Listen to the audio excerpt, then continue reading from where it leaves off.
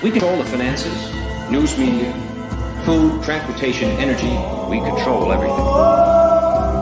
It is important that you, as world leaders, keep our program before your country.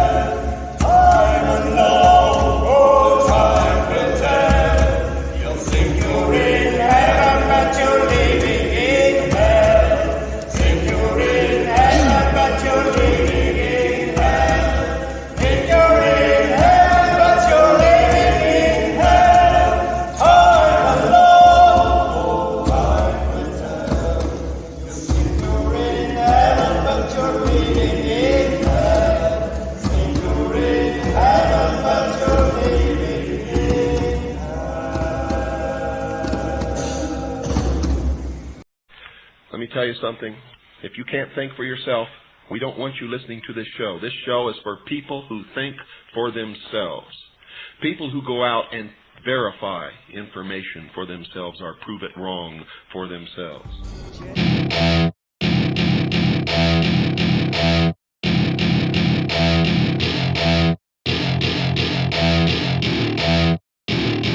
Welcome to my party, we're just getting started. A life is a dream or a nightmare scarring. Hand me a drink cause I think I'm going all in. Get me a shrink who can catch me when I'm falling. Cover up my scars, flip the handlebars. Crashing in my car, wake up in a bar. I'll be a superstar, just on my avatar. This world is so bizarre, empty out the reservoir.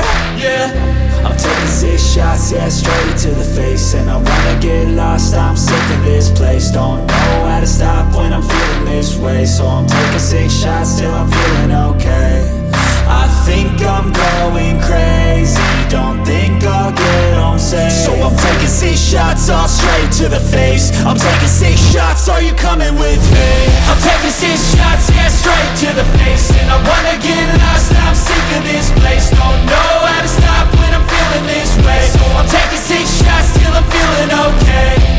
I think I'm going crazy, don't think I'll get home safe. So I'm taking 6 shots all straight to the face. I'm taking 6 shots, are you coming with me? Sometimes you need to let loose, grab juice, get goose, tattoos, taboos, get screwed. Loosen up, buttercup, all those hate comments will never make you feel enough. We're all adequate graduates, heart full of calluses, but we know calculus. Damn, ain't that fabulous? Can't wait to apply all those mathematicus. But we can't get a job that pays us enough. I'm about to pop off. Fuck you, you're lost. We all know that we never really want a boss. So I'ma do what I want to, something I can't undo. Yeah, I'ma do what I want to, something I can't undo. I'm taking 6 shots, yeah, straight to the face. You've been able to follow some of the things that happened when you're gone. Did you know about the All-Star game? Yes. Well, oh, you knew that too? You really heard that? The rain. The rain. Right. Well, we haven't learned to control the weather yet, but that's something we can look forward to as tomorrow's challenge. Right. We haven't learned to control the weather yet, but that's something we can look forward to as tomorrow's challenge. Right. Right. Tomorrow's challenge. Right. Right.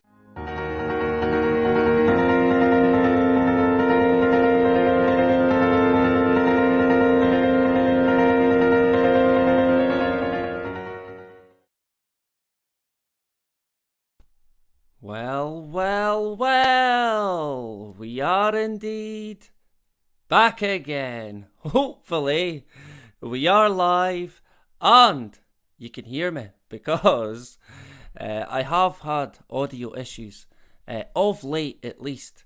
So I'm hoping that we're good to go. And I have been a bit like all over the place with different tabs and software. So I'm hoping it's all good, right? You can let me know in the chat if we're good to go audio wise, right? And good evening, good afternoon, good morning, good afternoon, whatever it may be, or good night, wherever you are in this mad, insane world that we're in. I mean, geoengineering, where do you even start?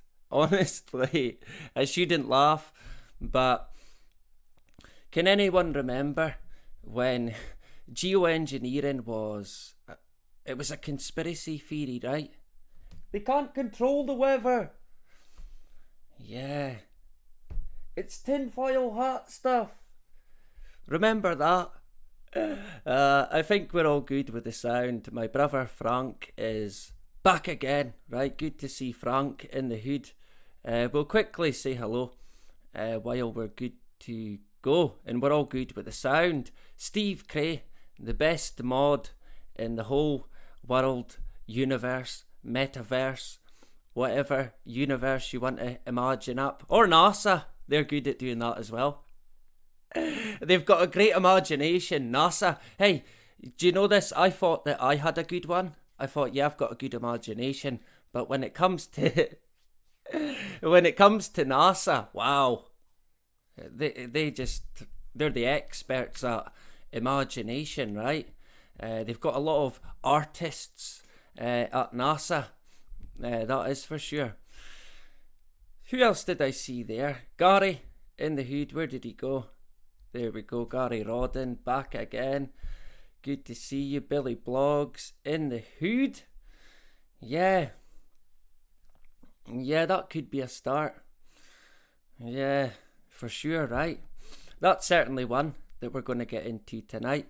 In terms of what they call the solutions, we've covered them in the past.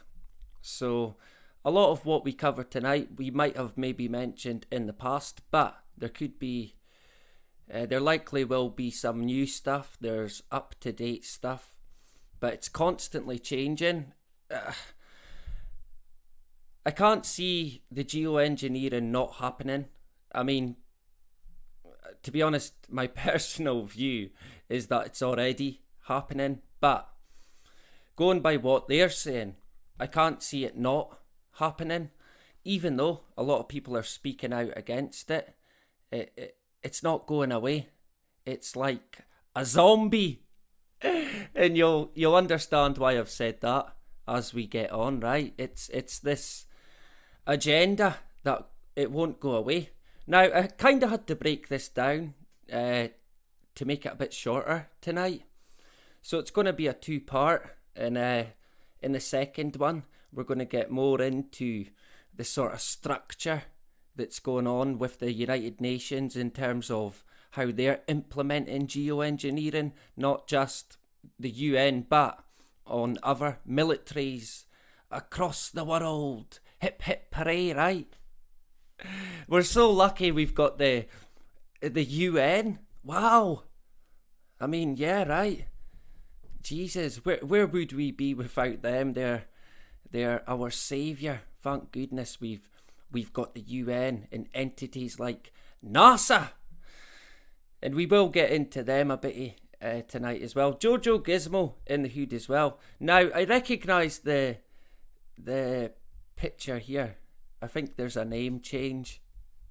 You can't fool me. I think it was Callum, or was it Curry Callum, if I remember correctly. And I've not even got a good memory.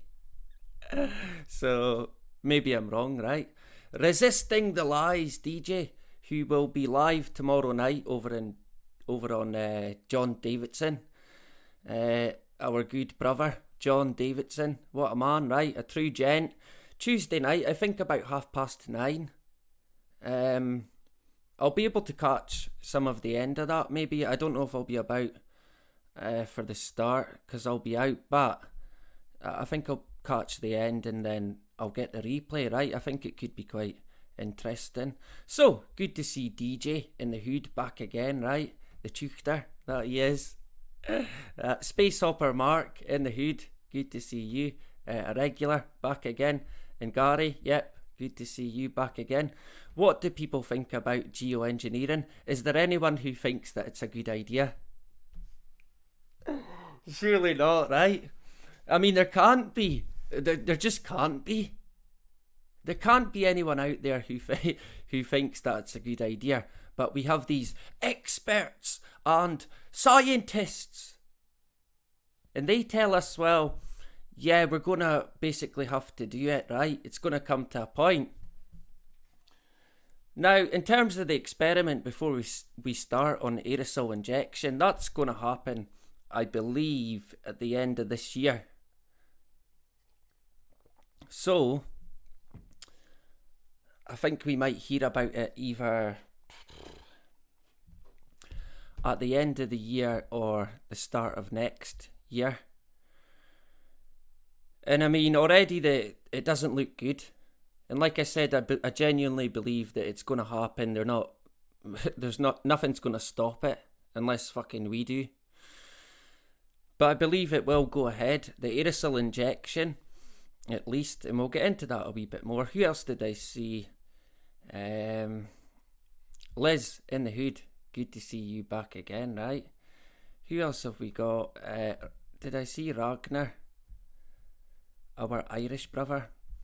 Oh, what have I done? Oh man, classic. One day I'll get it right. Bry in the hood, there you go.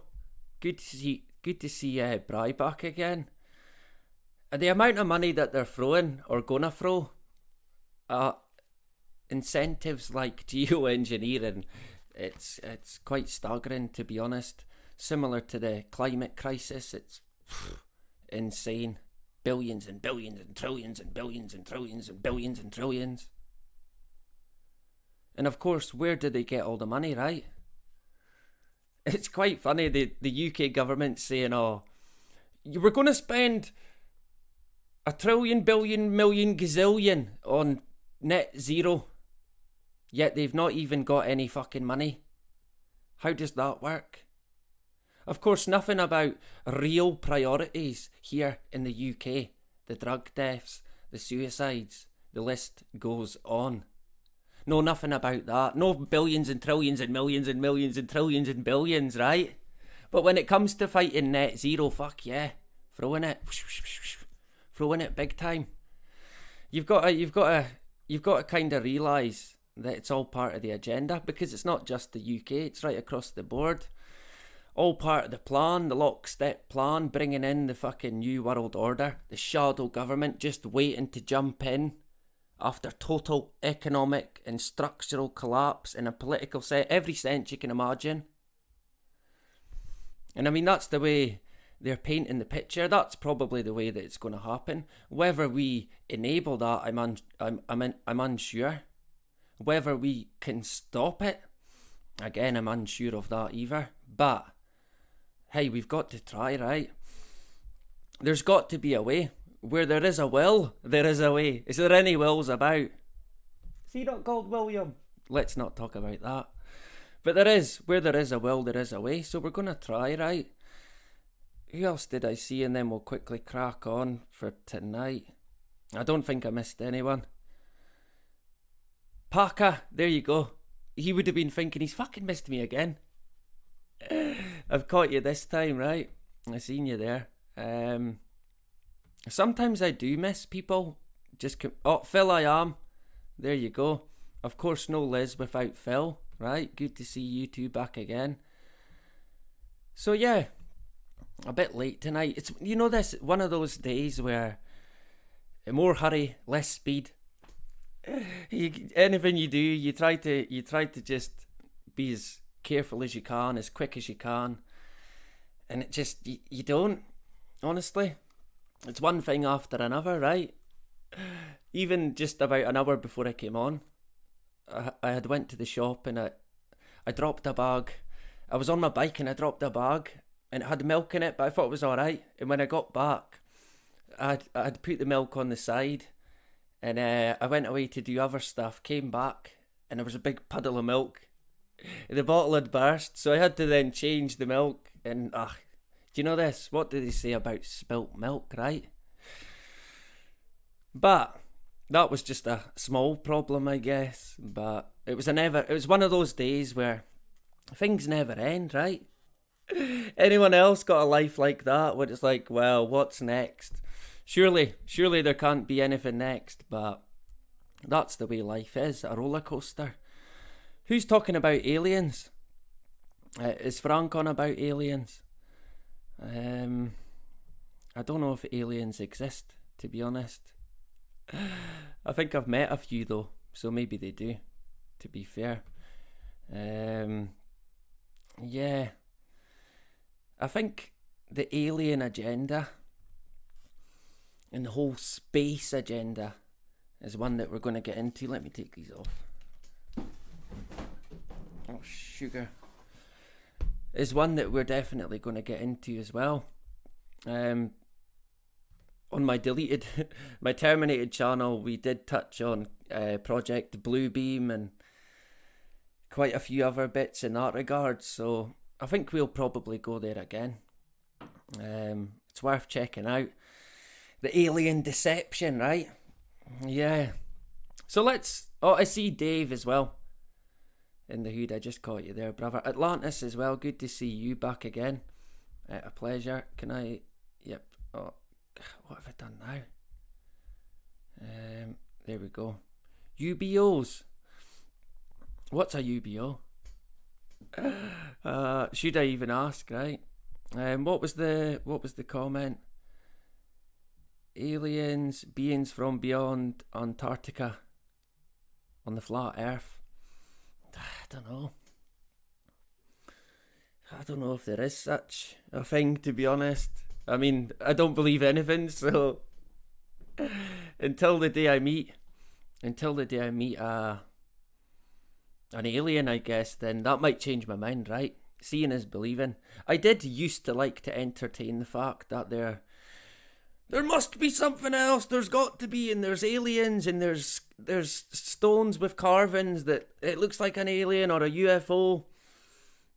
But I've never really been able to buy it. I think there could well be other entities that are not human, but I don't think they're in space. I think they're probably here on Earth, to be honest. But what do I know, right? I could be wrong. I certainly have been wrong before, seemingly. What I'm going to do is... fourth dimensions exists, says Frank. Frank's been there. I don't know if I can buy that either, to be honest. It's a thought I like to entertain about other dimensions, and I remember years ago looking into stuff like the string theory, mirror universes, and the bubble universe, I think, or the bubble theory maybe. And again, it was quite entertaining, but in the end, I can't buy it. I really can't buy any of it, to be honest. I would like to think deep down that there is something in that regards, but I don't know. I'm unsure, right? I'm unsure. I couldn't say either way. So again, Frank may well be on the money there. And if he has visited another one, then he would certainly know, right? I've certainly been in a few states where I thought I was in another fucking dimension. On magic mushrooms. In my teenage years, right? A long time ago now. Fucking hell. But that was quite mind-blowing, being on the LSD. It's sort of fucking, I don't know, it's hard to explain, but it opened my mind to a lot of stuff, and it reinforced my connection that I had with nature and wildlife. But I did see other people get a negative effect from it. So I have a mixed sort of view on LSD. I believe that it could go either way if you dabble in that respect and take LSD, you could go on a trip that you might not come back from. That's how deep it can affect your brain. And I've seen it happen to, no, I shouldn't laugh, but I've seen it happen to a couple of people. And I honestly feel that I'm pretty lucky today that I never ended up like others might have did because of the LSD. So I'm not really one that advises people take LSD. I mean, do it at your peril. It may well fucking change your life for the better, but it may also send you on the downward spiral, right? But my advice is stay away from. I mean, when you're young, it's different. You're a teenager. It was completely different. I had nothing to worry about. Nothing whatsoever. It's a different story today. Being an adult, married, and 3 kids. My own house and all the rest that comes along with it. I certainly wouldn't be taking magic mushrooms today. Oh, fucking hell. I would go on a trip that I wouldn't come back from. Right, so I'm kind of grateful that it wasn't too bad, and I never ever had a bad trip any time that I took it, but it's still not something that I would promote, to be fair. I know some people do promote the use of it. Quite interesting. I think they say that it might help with depression. Yeah, because you're out your fucking head. You could be anywhere. You could be in a crack den and think you're in fucking on Miami Beach. But it's interesting. The mushroom is interesting in itself, right? Did they not try and say that mushrooms might be from... I suppose they say everything's from fucking outer space now. I think I read that they thought mushrooms might have been from outer space. Frank might have more on that. Let's go to Frank in the comments. Part of the team, right? Go to Frank while I have a drink. It's good to see everyone back again. I had a great live stream the other night over on Scott's Armour with DJ, right? He's a great lad, DJ. We all have our crosses to bear in life. I mean, yeah, but it takes a brave man to come out and admit that sort of thing. Too many men don't. They don't face it head on. So I think tomorrow night there's going to be a fantastic stream with DJ and John Davidson. Hopefully I've not bigged it up too much now. No pressure, right? No pressure whatsoever. I thought that the other night. I thought, fuck, I've just been bigging up the live stream. It better be good now, right? Is he coming out? Is that what it is? Classic. He's coming out non-binary. That's what it is, right? The big reveal. Oh man, let's not go there. Of course, I'm only jesting, right? He's not coming out as a non-binary. Whatever that is. What even is that? Did you see the meme that I shared? If men are from... Oh, what is it? If women are from Mars and men are... Oh no, it's men are from Mars. I've totally fucked it up. If men are from Mars and women are from Venus, I guess the other agendas are from Uranus, right? We got there. I'm here all week, it's alright. But that cracked me up because, yeah, pretty much says it all, right? Let's face it. Pansexual, yeah, I've heard of that as well. What even is that? I'm unsure. I mean, again, the agenda situation's one we could get into. Is Billy coming out as Pan? Is that what he's... Has he just came out as Pan? I'm unsure. We'll give the agenda a wide berth for the time being, right? But it's good to see everyone back again. Billy and Steve, DJ, Atlantis. Maybe that is what it is. Do you know this? That would not fucking surprise me one bit. Honest to God. In the world that we're in today, it is... where do you even begin? There's a lot of people that come out as these messed up agendas that not even about 20 years ago, if they had had children and stuff like that, they would have probably got their kids taken off them. In fact, I think that happened in the past with people who had, is it gender dysphoria? Or they used to like dress up as a man dressing up as a woman.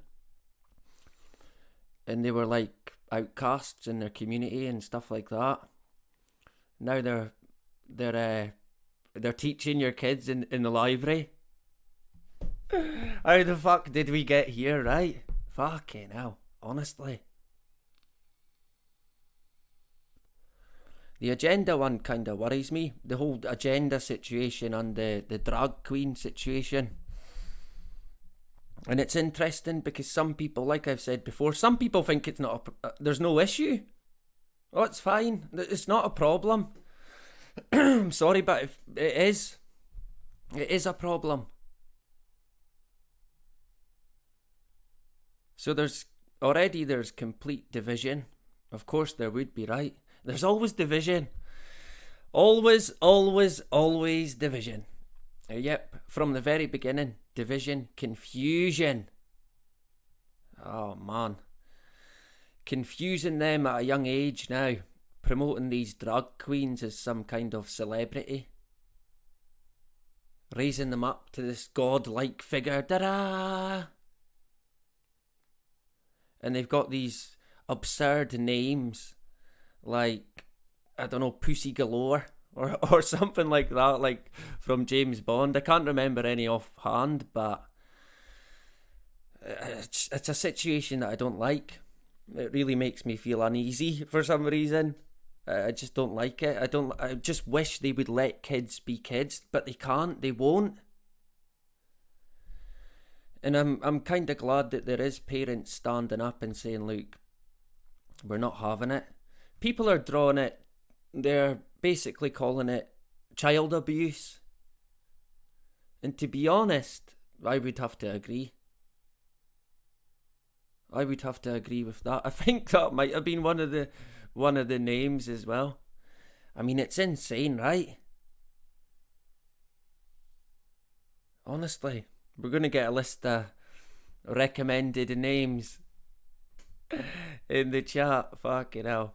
Honest, it's comical to an extent, but when you think that they're preaching to your children and getting protected by the police because the parents are not happy, security.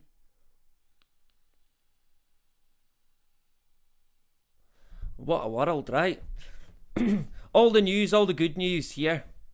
That's life, but not as we know it. It's insane. Search, what was that I seen there? I'm not going to be searching anything, that is for sure. I think other people agree that it is even child abuse. And to be honest, I would. Some people might think that sounds a bit much, but I would have to agree. I feel that it's even maybe worse than that. The long-term damage, possibly on generations of children. I mean, I feel that it could be worse, to be honest, but I would certainly agree. And I have spoke to other people and they seem to think that there's no issue. It's probably the same kind of people that got juiced and wear a mask to bed. Mask in the car, right? A mask while swimming in the ocean. Insane, right? Hopefully it's similar to like where I stay, where you are, where the masks, they seem to be less. I'm hoping people have thought, nope, I'm done with that. But I think a lot of people, they won't. They'll be keeping their mask forever now.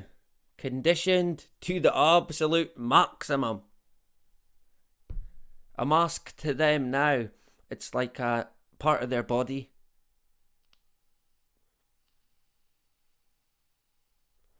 Talk about conditioning, programming. I mean, I just couldn't. Some people wear them for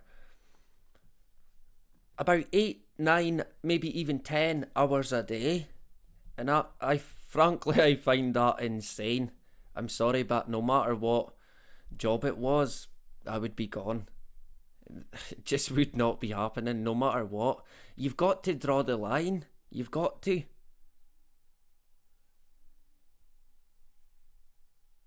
And at the moment, when it comes to that sort of situation, it's the juiced that are thinking, I wish I'd maybe waited. I wish I'd maybe not done it. And some of the stuff, I've got to watch what I'm saying, but some of the stuff, fucking hell, it's kind of worse than we thought. I think I might have to do a live on it on the Odyssey. We should be live on Odyssey right now as well. I've not seen any comments. I don't know if they come through. I don't know if we get any there. Usually Frank's there.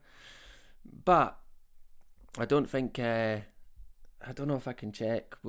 We should be live on Odyssey, right? Like I've said before, that will likely be the home of That's Life But Not As We Know It. But I have got the website as well, so you need to check it out. I keep forgetting. A bloody memory, right? But of course it is That's Life But Not As We Know It.com, and you're going to have to check it out. I should have linked it in. But there you go. Who else did I see there? DJ Scott's in the hood. Good man. Oh, what happened there? Why is my battery low? Ah. There we go. Charger wasn't even plugged in properly.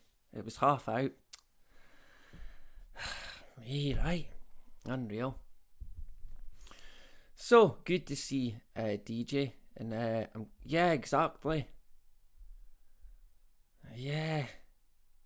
I think Dr. Vernon Coleman, he covered it quite well when it comes to the mask situation. Check it out if you've not seen that. And that's a guy you've got to follow, right, on Brand and YouTube. Or at least once in a while. And check him out. I think he does a video every month, maybe, or every couple of weeks, so I will try and maybe post the odd Dr. Coleman video. It's quite risky. Of course, you end up getting a strike. He got banned from YouTube. Well, kicked off. And of course, he's not got the energy to keep going, but I don't know. We're here at the moment in the time being, and I'm going to try and get his videos on YouTube if I can, and if I get a strike, so be it. So fucking be it, right? I've not had a strike yet for the last one, and I've never even seen it last in a day, but it's still there. So I guess I better not speak too soon, right? Otherwise the thought police might remove it. Yeah, we're so lucky. I'm going to take you back to 2018.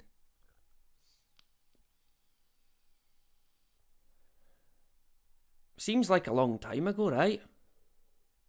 Remember that? The good old days of 2018.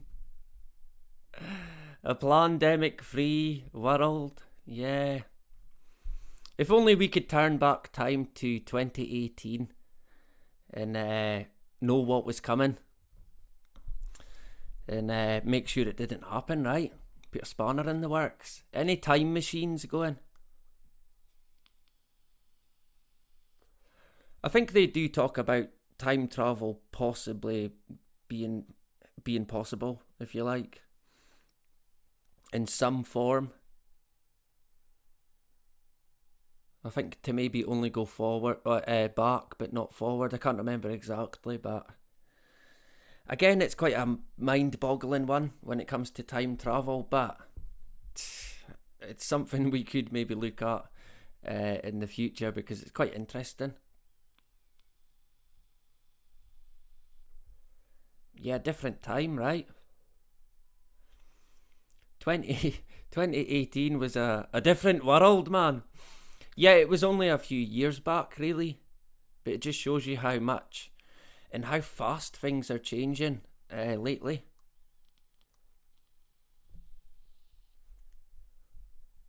What else did I see there? Now, Frank. But yeah, I did see that. Frank's trying to get me a strike. I did see them as well. I mean, how anybody could have any faith in these things is beyond me. I mean, it's quite comical as well. I don't know why people do it, but they do. So we're going back to 2018, and they're talking about geoengineering. Our climate is changing rapidly. It's time to talk about geoengineering. Dun, dun, dun, dun, dun, dun, dun, dun, dun. We are not worthy, right? It could save the planet, or it could make everything worse. Wow, wow, wow. Yeah. I feel that either way, whatever happens, we're doomed, right? It's going to get worse either way. There's many things that they can... See, when it comes to the agenda, it's like a gun that has many, many, many, many, many barrels to it. And when it hits you, sometimes you won't even know what bullet hit you, what agenda hit you. There's that much going on. It's tenfold in the past 5 years. Not by accident, of course. All planned out.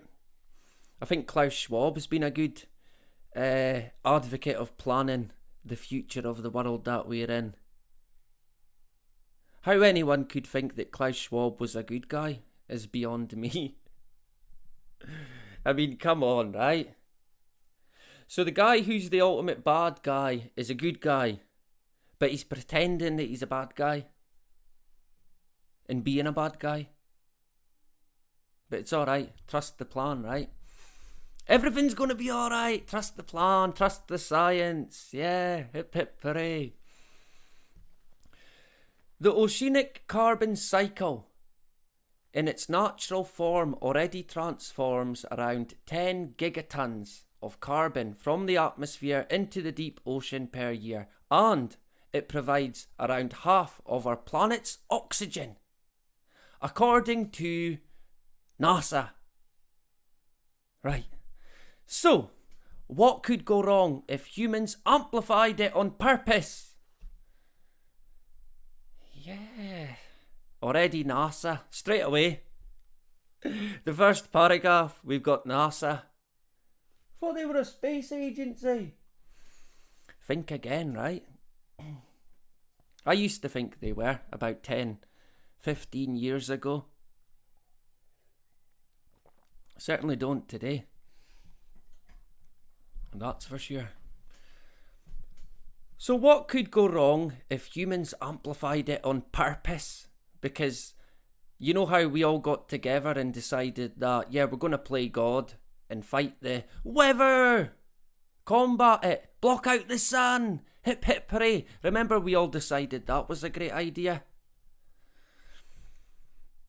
Yeah. The answer is, in short, a lot. Shock horror. Marine scientists have emphasised that while large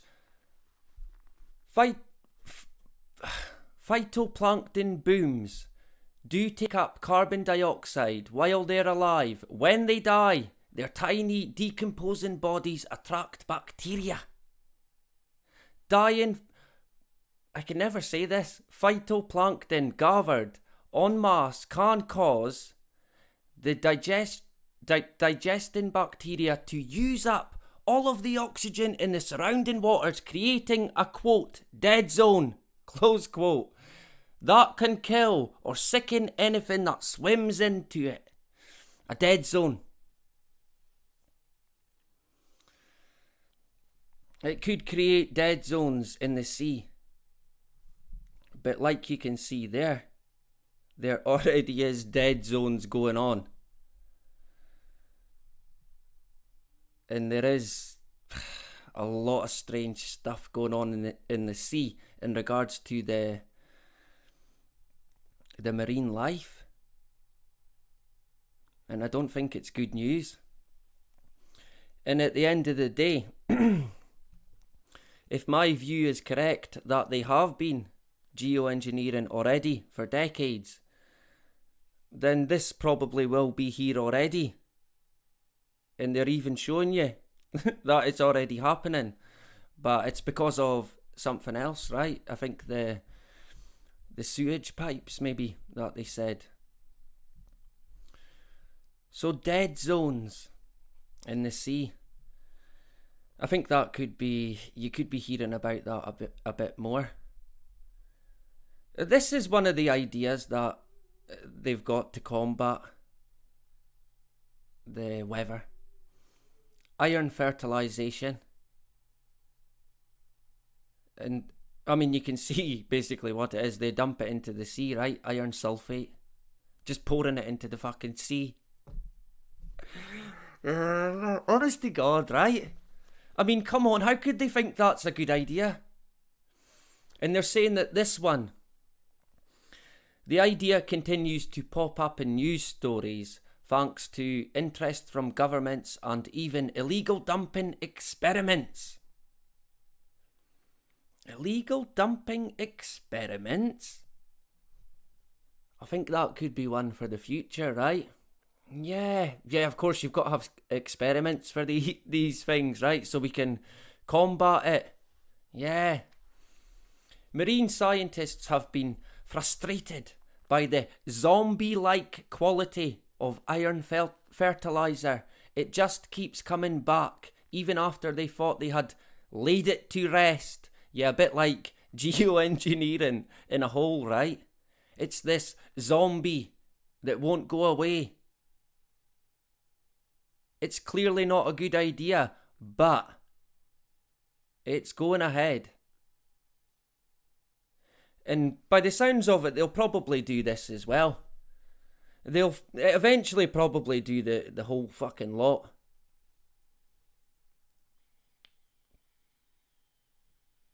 Does anyone think this is a good idea? Does anyone think, actually, yeah, that's going to be a good idea, that, right? Especially if we do it forever. It's going to combat. I mean, how's that going to combat the sun rays? In my opinion, this would just completely destroy the ocean. This would create, without a doubt, dead zones. I mean, fucking hell, it would completely take away the oxygen. The oxygen from the sea would be gone.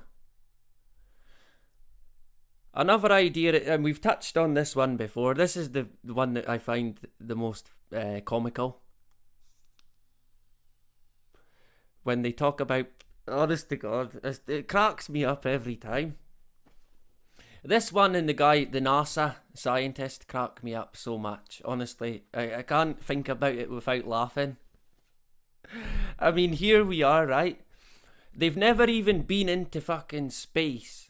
And they're talking about putting space-based mirrors into the atmosphere. Or above the atmosphere, into what they call space. Yet they've never been there, or to the moon. And this, I mean, it cracks me up, it really does. Seemingly to do this, it would cost trillions and billions and gazillions. But they've got that anyway, right? They've got that by abundance. For the pandemic, for the geoengineering, the climate crisis. Of course, this is all in the name of the climate crisis. The ultimate cover to bring in the geoengineering program full scale.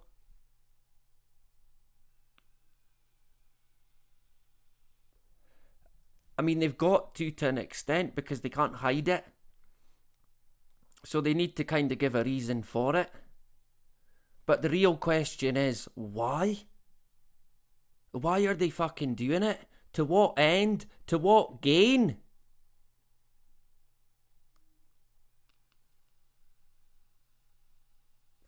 I think for about a year now,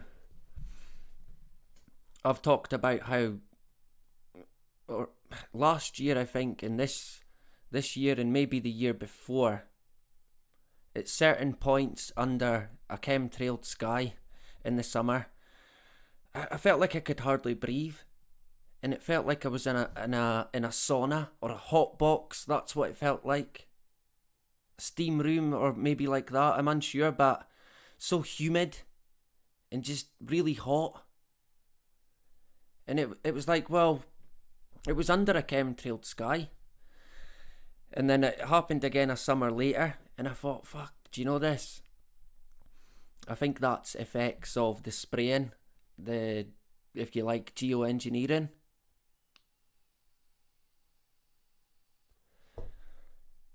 And I don't think I'm far off the mark. And you'll see why in a sec, but I mean, this one's comical, right? Does anyone think this is a good idea? Man. Let me see if we're still going. Oh, what have I done?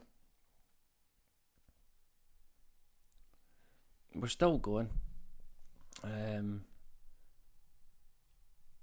Yeah, I'm just checking. I think someone did say that we are live on Odyssey as well. So I managed to work it. Jacqueline's in the hood. Good to see you, Jacqueline, back again. Rich is back again. Good to see Rich. Scotty, yeah, dead zones, right? I think I might live in one of them. I shouldn't say that. I shouldn't. I really shouldn't. Anyone else feel like they stay in a dead zone? Bandy Boo, my good friend from down under. 33 peeps, yeah, there's 35 now, so debunked. Freemason debunked, right? I remember I was 33 and someone said, well, Freemason? He's 33, he must be, right? Do you know this? I'd rather jump off a fucking bridge than take part in anything of this sort.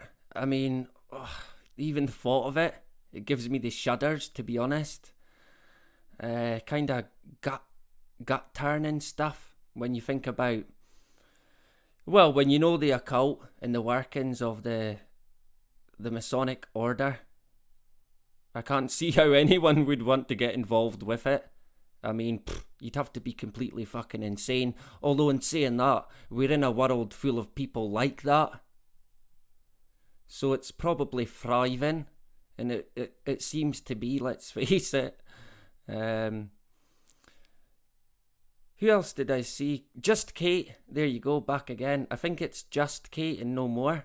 Right? Smoke Steve, my good friend from the pub. Good to see you back. Well, I think this might be the first time for my American brother, Smoke Steve, right? You need to check out, let me see. I'm going to make Smoke Steve a moderator, right? And Smoke Steve can put in his channel. He started up his own channel now. And get subbed over there, right? I'm going to try and jump on. He does a live quite late for me because he's over in America, but I'll try and jump on at some point. So it's good to see Smoke Steve. I've made you a mod, Steve, so you can pop your link in and people can check it out, right?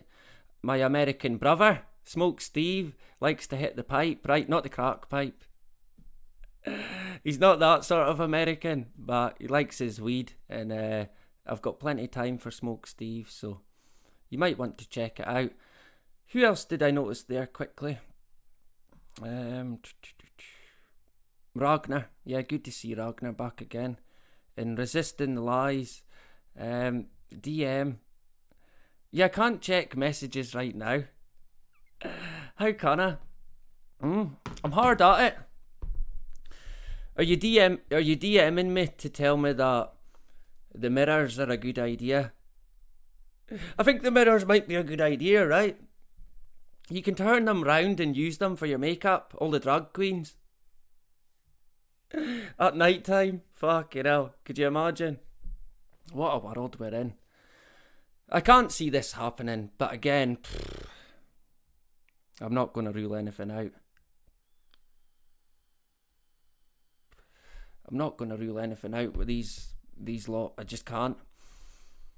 But they are saying it would probably cost too much, right, to do this. But everything that they're doing costs too much anyway. So how does that make sense? Now, this one, you'd think I'd probably made it myself, right? But this is I think it's is it Futurism? Do we know that outlet? It's a media outlet, one of the go-to. I'm sure it's Futurism. I was meant to put the logo in, but me being me. But I'm sure it's the media outlet Futurism. And like I said, this came out in 2018. What have I done? Why do I always not get it right? One of these days, let me see.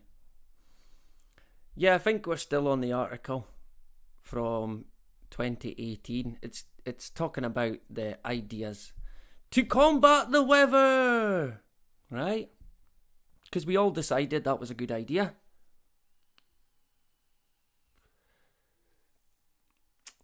And honestly, you'd think I'd made this one up. You'd think, nah, he's made that with the aeroplane. Because the majority of the time when they talk about it or show you a diagram, it's going to be a balloon. Oh, we're going to put a balloon and we're going to spray calcium and this, that and the next thing in the stratosphere, atmosphere, whatever it may be. And it's going to block out the sun. Hip hip hooray, and we can all sleep happy at night. Fantastic, right? But this is a genuine one. And I mean, talk about in plain sight, right? That is, you couldn't get any more in plain sight than that.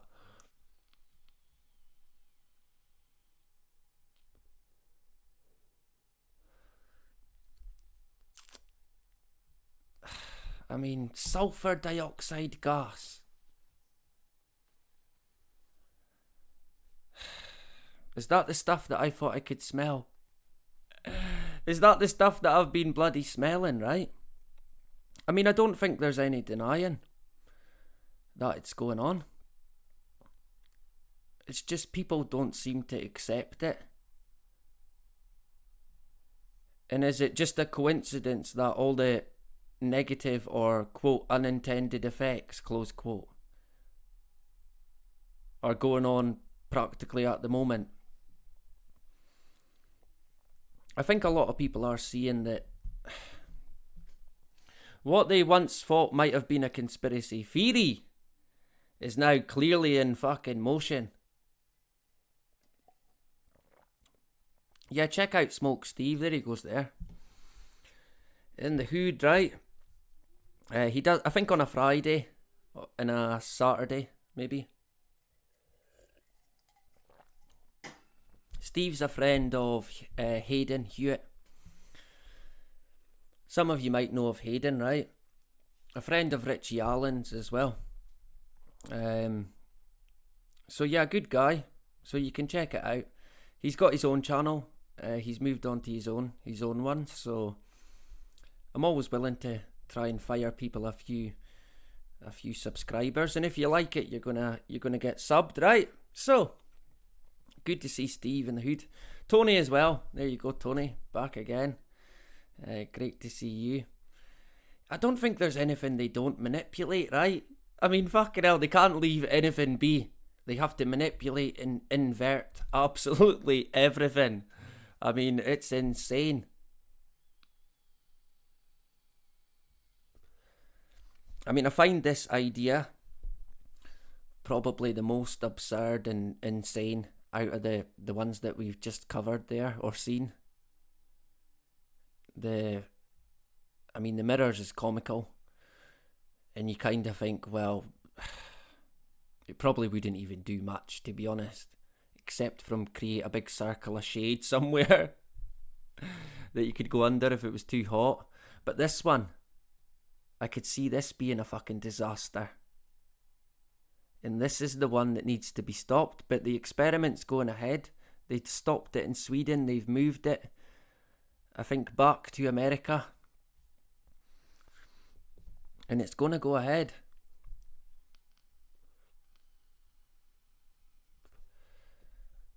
But again, we're kind of kidding ourselves because we know that it's pretty much been going ahead for a long time. How long do people think they've been spraying?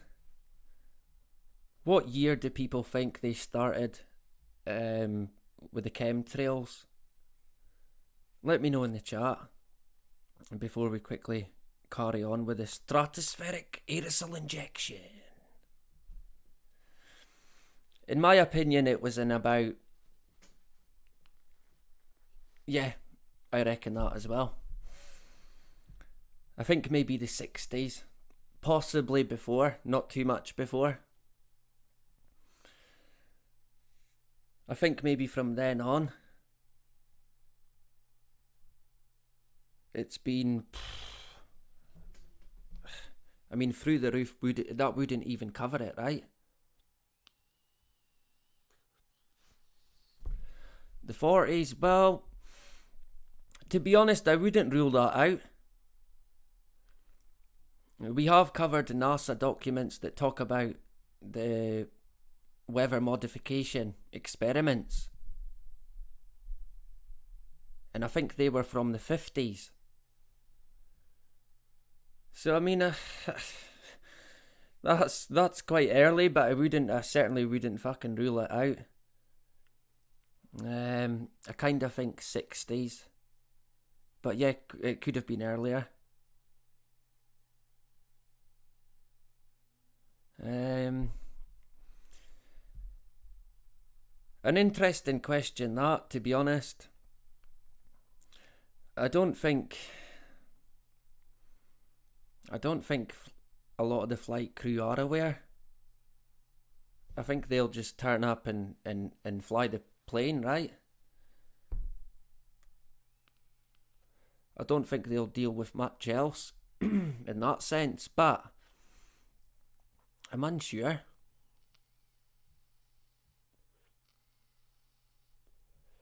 Going by what I've seen, I think they do use commercial flights. And a lot of them tend to have pretty strange flight patterns, flight paths that tend to not make very much sense. I think Frank's mentioned that before as well. He's looked into it. Our brother Frank. I think Frank has looked into them in the extent of their flight paths. And that maybe not making a lot of sense. And I've certainly seen stuff online that points to even more than commercial flights being used. Sort of drone aircraft that are unrecognisable. Some of the videos I've seen on them are quite strange, to be honest. There was even a video that I had taken, and it was of an aircraft that I couldn't work. For the life of me, I couldn't work out what it was, commercial, military. And then when I looked back on the video, it kind of looked like a hologram. I don't know if it was just my camera, was something wrong. I'm putting it down to my camera, but it was weird. It was pretty strange. Amini Mummy in the hood, my good friend, good to see you back again. Do you think that stratospheric aerosol injection is a good idea? Are you here to support it? I doubt it very much, right, my good friend, who I had the pleasure of meeting. It's good to see you back again. Of course, she won't be in support of that either. I think you'd be hard pushed to go and find anybody who would support it. But with that in mind, are we going to get to a point where some of the masses will be saying, look, we've got to do it now? Climate crisis failure. is going to cost you a lot. So you're fucked either way, right?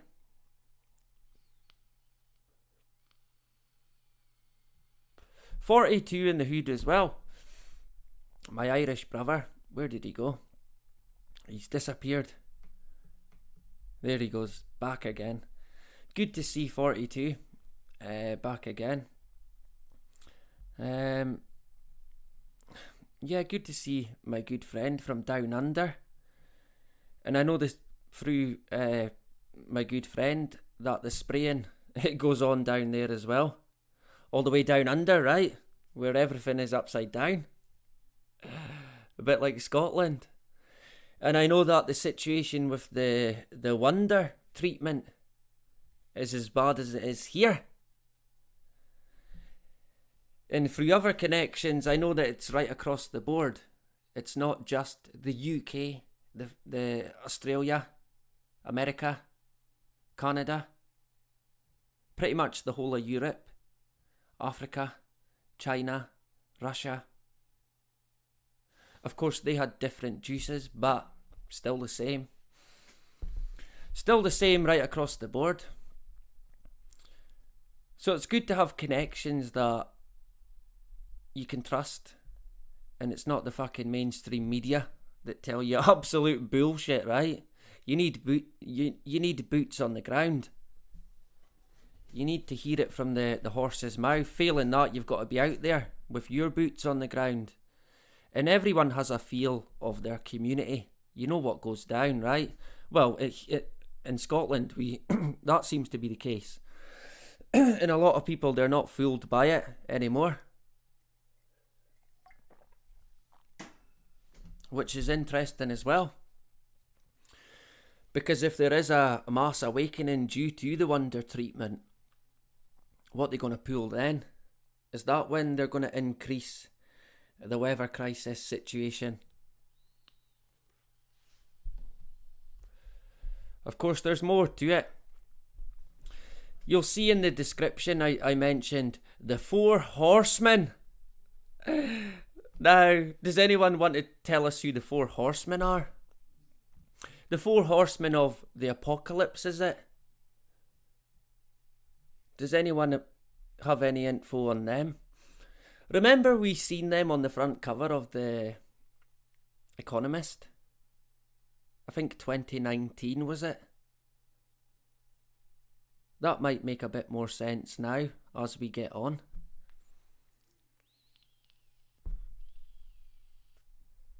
You might see what I mean. Harp, yeah. Harp's one we're going to get into, definitely. Without a doubt. So, stratospheric aerosol injection. Sounds great, right? Fantastic! What a fantastic idea! We're so lucky. While reflective aerosols would lower the temperature of Earth, they wouldn't do anything to reduce the amount of greenhouse gases still in the atmosphere. Huh? Yeah. Huh. Yet here we are.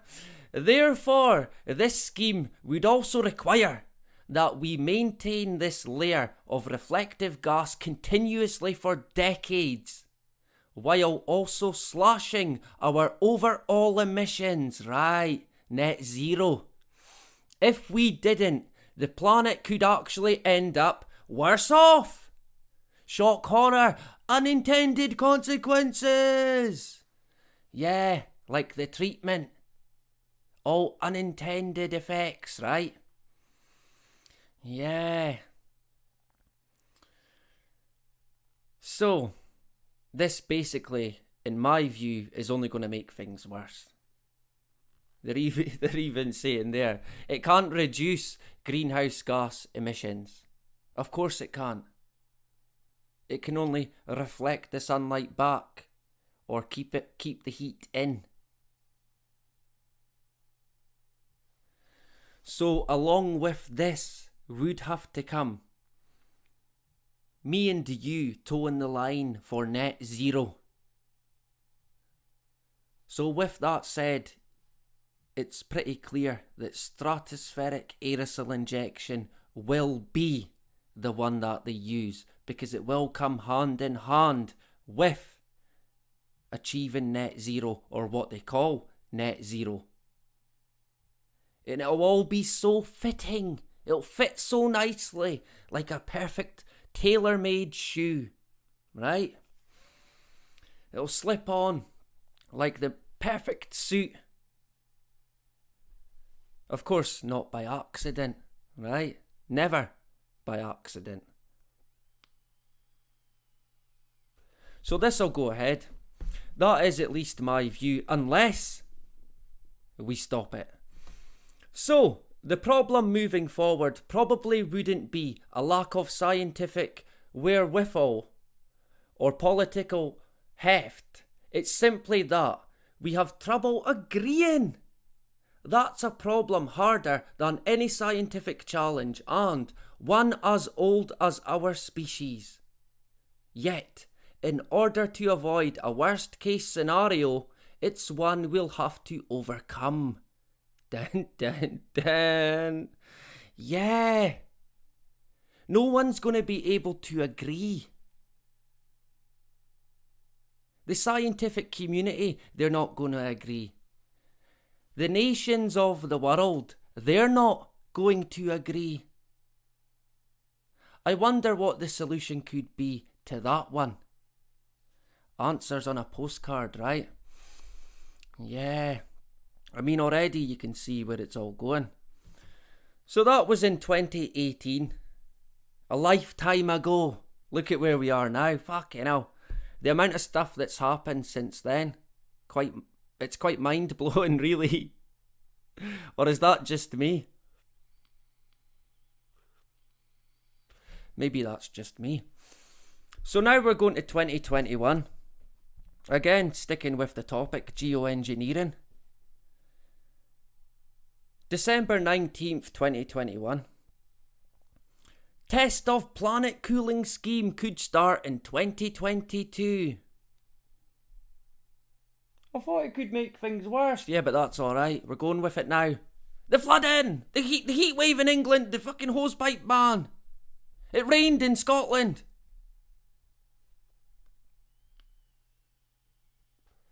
But of course they're ramping it up. Big time. And I think this winter we might see that a wee bit more.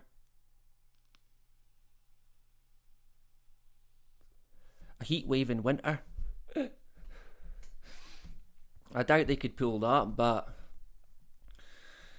yeah, that would certainly surprise a lot of people, that a heat wave in winter, right, in the UK.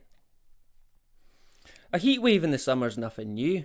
But I think the fact that it's hotter than it has been before, again, only points to the spraying, the aerosol injection that has already been going on. Like Ian Brown said, right in front of our eyes.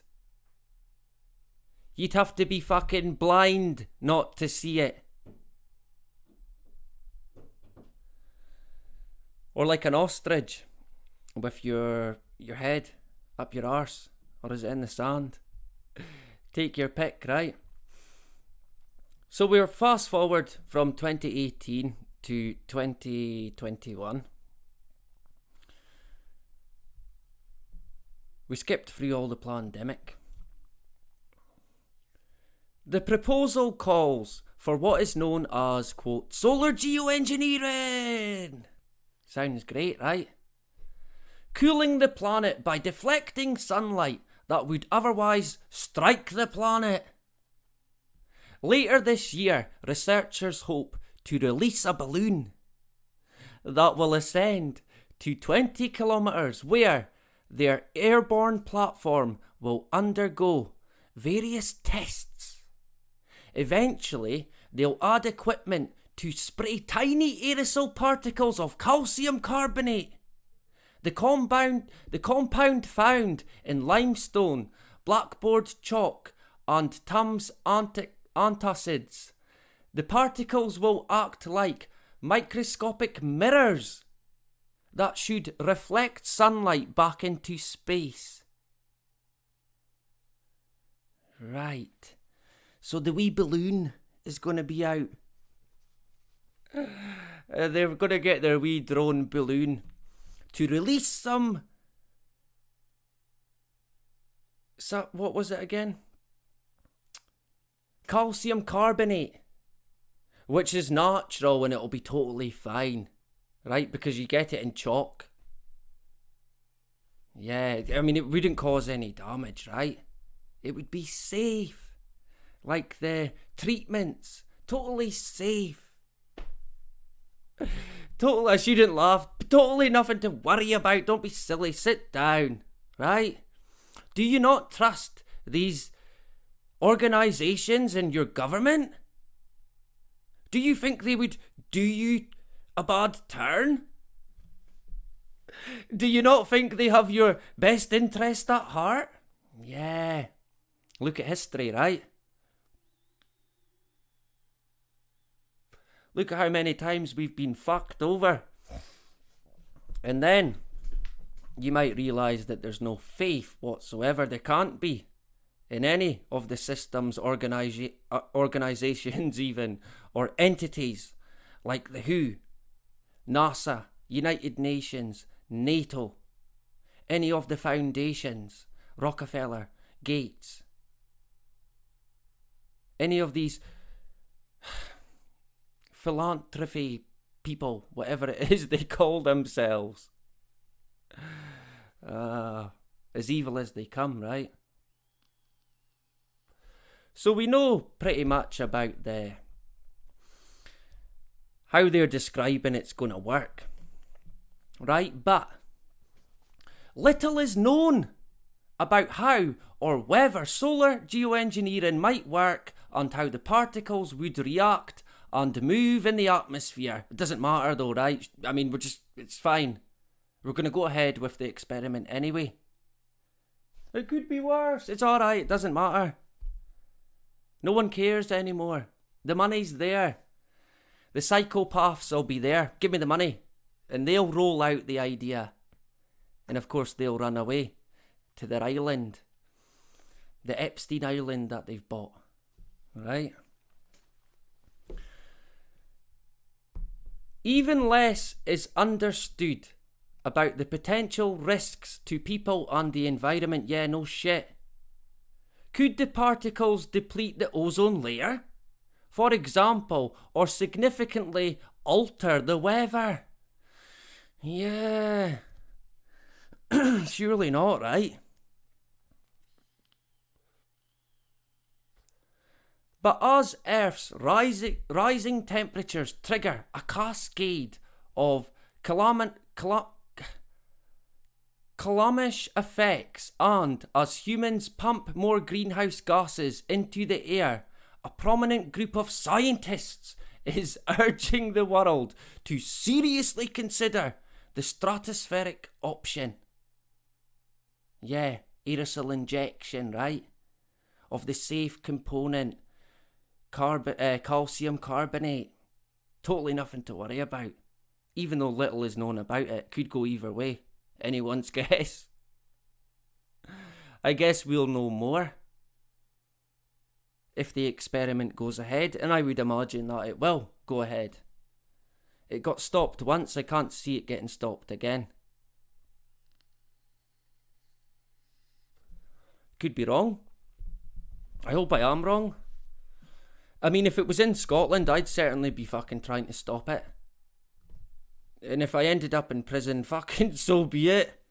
I would not have it. And if they start up anything like that, Scotland's probably already involved in it, to be honest. But again, we'll have to lead by example. I'm unsure as to where it's being held now, but I'd imagine well out the fucking way.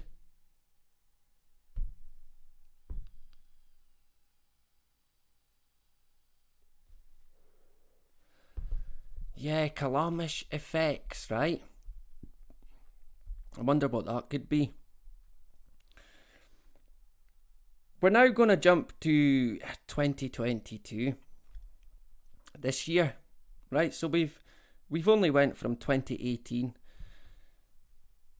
to 2022 here. This is a picture from The Guardian, an article that came out in the Guardian. It's about geoengineering, right? I mean, this is so typical of the media. It's probably a photo from a deliberate forest fire somewhere. But here they are. Climate change! The whole world's gonna burn! Run to the... No, not the hills, they're on fire! Quick, underground! No, it's gonna flood! Where do we go? Nobody knows, right? Quick, here, in the dome that we've created. Come here, enter here and live in the smart world. The metaverse. You can see it, right? I mean, the way it's heading with the geoengineering, this is going to be a big issue for people that are self-sustainable or that have a business to run in that sense.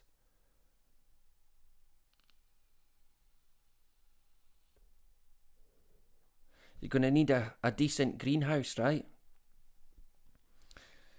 You're going to need to water them plants a bit more, or the veg even. But so typical of the media, trying to get people's attention, trying to stoke the fear. Oh, the world's burning! Quick! Put it out! So, August the 1st, 2022. Climate EndGame. Dun, dun, dun. Risk of human extinction. Dangerously underexplored. Why does that feel like it might be... It sounds a bit like it might be the syndrome, right? I think it's got the syndrome. Dangerously underexplored.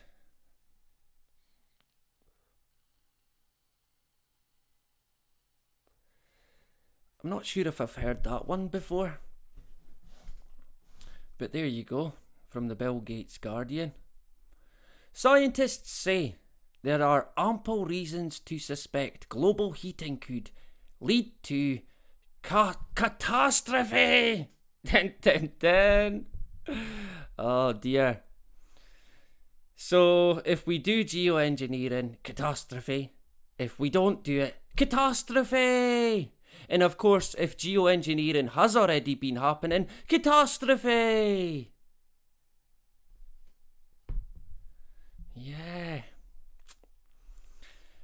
And again, we're so lucky that we've got these scientists, these millionaire scientists, to look after us. They're really good people, them, right? In their laboratories, driving around in their Ferraris. Yeah. I actually seen a guy, he was an ambulance driver, and he was in the queue. I was getting a chippy, right? I think I got a king rib supper. And I was waiting in the queue, and the ambulance guy was before me. And on his way out, I was watching him. I was thinking, oh yeah, I wonder what he would have to say about the mass treatment. And I watched him as he went into the car park, and he went into this fancy sports car. I'm unsure, I can't remember what it was, but I thought, Jesus, he must have plenty cash, right? I was shocked, honestly. It was like a footballer, like a superstar footballer's car. And I thought, wow, check the ambulance driver. We're in the wrong business, right?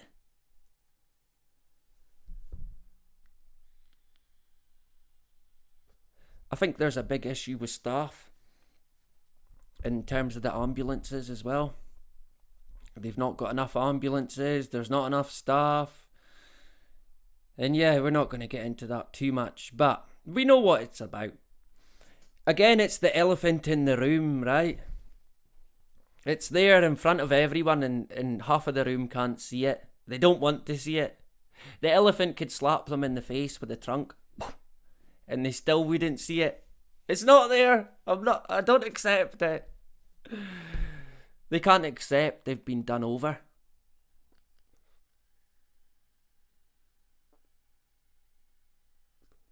I don't know why, but there you go. The sooner they do, the better off they'll be, in my opinion. So, August 1st, 2022. Climate EndGame.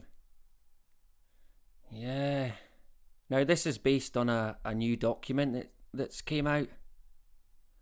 The risk of global societal collapse. Yeah, we've talked about that, haven't we? From the World Economic Forum. Yeah. They were telling us about a societal collapse, a breakdown in state governments right across the globe, geoengineering, unintended effects. Or, like it's saying here, human extinction. Human extinction. And it's been dangerously underexplored. So it needs to be explored more, right? So we can what? Regulate it?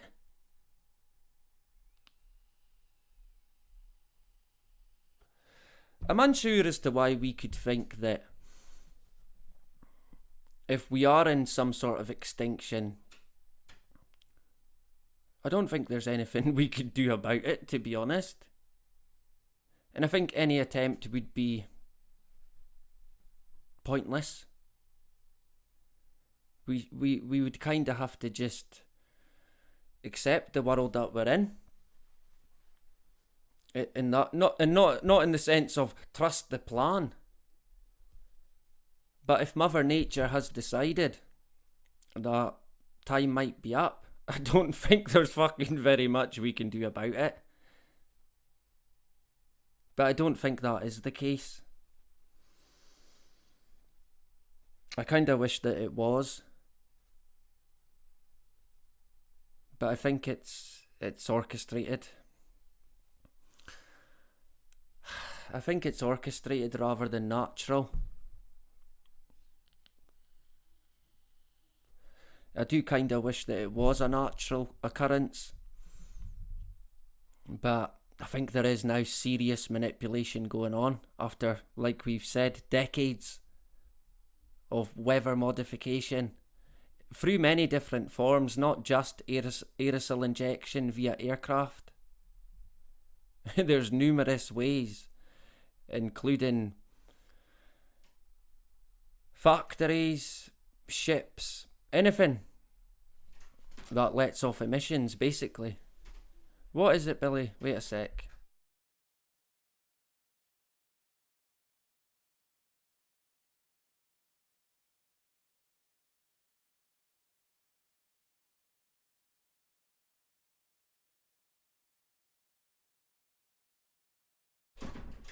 My son, Billy. Children, right? You can't live with them. You can't live without them. Where did I get to there? Yeah. Dangerously unexplored. What have I done here? I nearly hid somebody or removed someone by accident. Robert Ingram in the hood. Good to see Robert. Carmel back again. Good to see Carmel as well. Of course, no Rich without Carmel. Big Toe Terrier as well. Good to see you back again. Yeah, we're never giving up. Fuck that. There's no time for giving up. We might slack off from time to time, recharge, but we're never gonna live it. We're never gonna live in fear. We're never gonna give up, right? We're gonna keep going, keep pushing. And we're gonna keep fighting. Keep exposing as much as we can. So good to see Carmel, Bandy Boo, DJ, still in the hood, and Frank. We're still rolling, great stuff. So, of course, yeah, that's the scientists. They've warned, and it's through their analysis of their study. And of course, I mean, what would be involved in any given scientific study today? In the past, it might have been, you might have been able to give the study some credit, but I think today they just say, right, the computer modelling said this, so Bob's your uncle, right? We'll go with that. Remember, the computer modelling, the computer modelling in the pandemic. Oh, what a laugh, right? We're so lucky again that we've got this computer modelling, this computer system that can help us out, right? We need to vote him in as president. Get this computer as president. Does that sound familiar? They call such a catastrophe the quote, climate endgame, close quote. Dun dun dun. It's the endgame, alright. Though it had a small chance of occurring, given the uncertainties in future emissions and the climate system. So again, it's anyone's fucking guess then, right? There's no blueprint for the planet. There's no mirror planet to go by. Oh, we should have done that.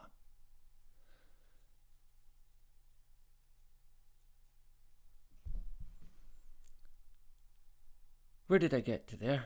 Given the uncertainties in future emissions and the climate system, cataclysmic scenarios could not be ruled out, they said. Cataclysmic scenarios, yeah, they can't be ruled out. Oh no. They certainly won't be ruled out. And I would imagine that's a phrase that you're going to hear a lot more of in the future. And potentially experience. Possibly me included, right? I think Europe and America and Australia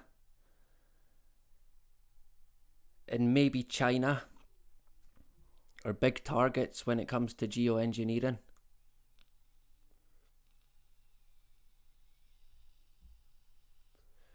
And a lot more will come out of that. We're stuck on 33 now. Exposed! Oh, we're on to 34. Debunked again. Right, there you go. We heard about cataclysmic scenarios the other day in the World Economic Forum document. Global Risks 2021. I mean, I think they mentioned about 20 different scenarios that would pretty much be disastrous for the world that we're in a societal sense.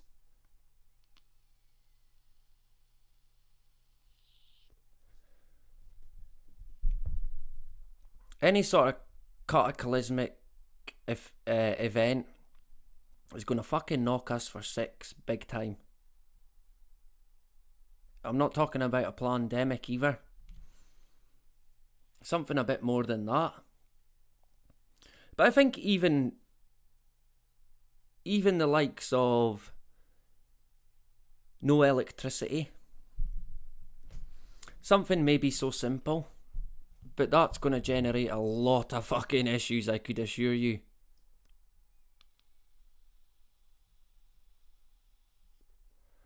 And given the world that we're in today, it probably wouldn't take long for a society to begin to break down from what it once was due to a cataclysmic event, which in my opinion it would be orchestrated. No two ways about it. It would not be natural and it would not be by fucking accident. No way. And if this does happen, don't fucking buy it. Fight against it. And do your best to expose it. for what it is, right? Because a lot of the info's, to me, it's quite clear where it's heading. And again, I live in this planet, if you like. I feel it, I see it, I smell it. I think for about 15 years now, I've been watching the chemtrails.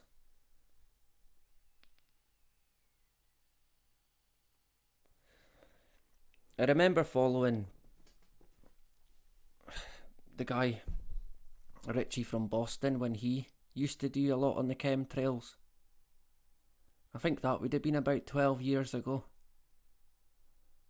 But I was watching it from before then. I mean, you can't miss it, right? It's blatant.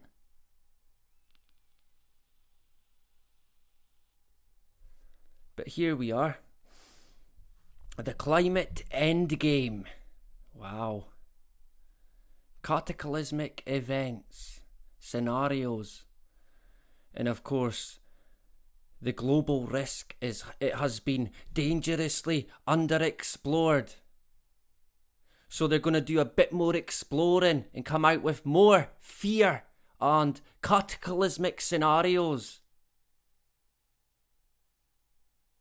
So that then creates the problem, right?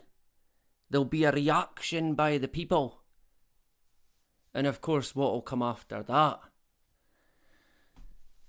It'll be the solution. And the solution will be waiting in the wings. A lot of this stuff, when it comes to the agenda, it's carbon copied. There's a lot of similarities with the climate crisis agenda and the pandemic. Clear as day. It's like a con man at work when it comes to the hidden hand, the occult, the cabal, if you like.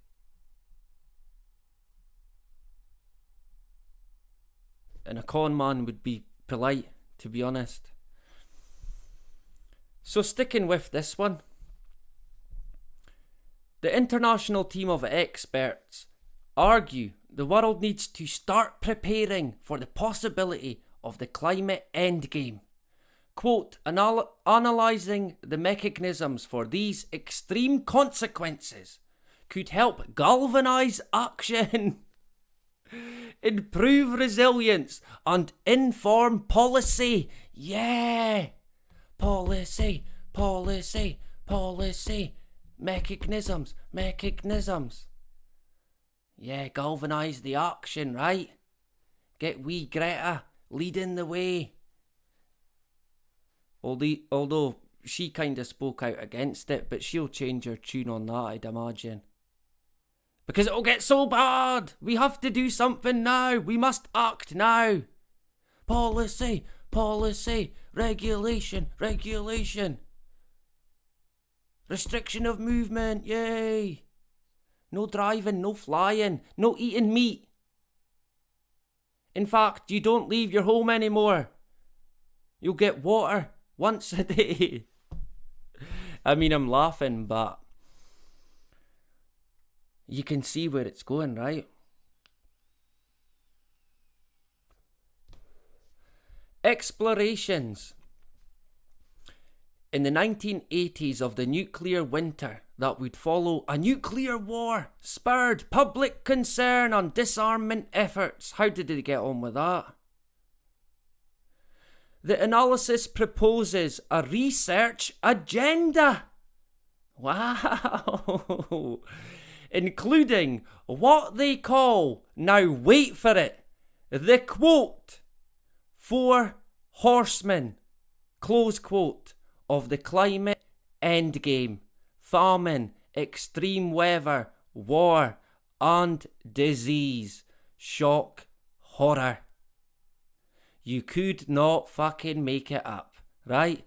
The 4 horsemen of the climate endgame: famine, extreme weather, war, and disease. Did you ever wonder what the 4 horsemen were on the Economist cover? Now you know, right? Now it makes sense. Yeah, because we know how the Economist give the game away. I genuinely find that quite staggering. I find it quite staggering that they've came out and called it the climate endgame, and they're talking about the 4 horsemen.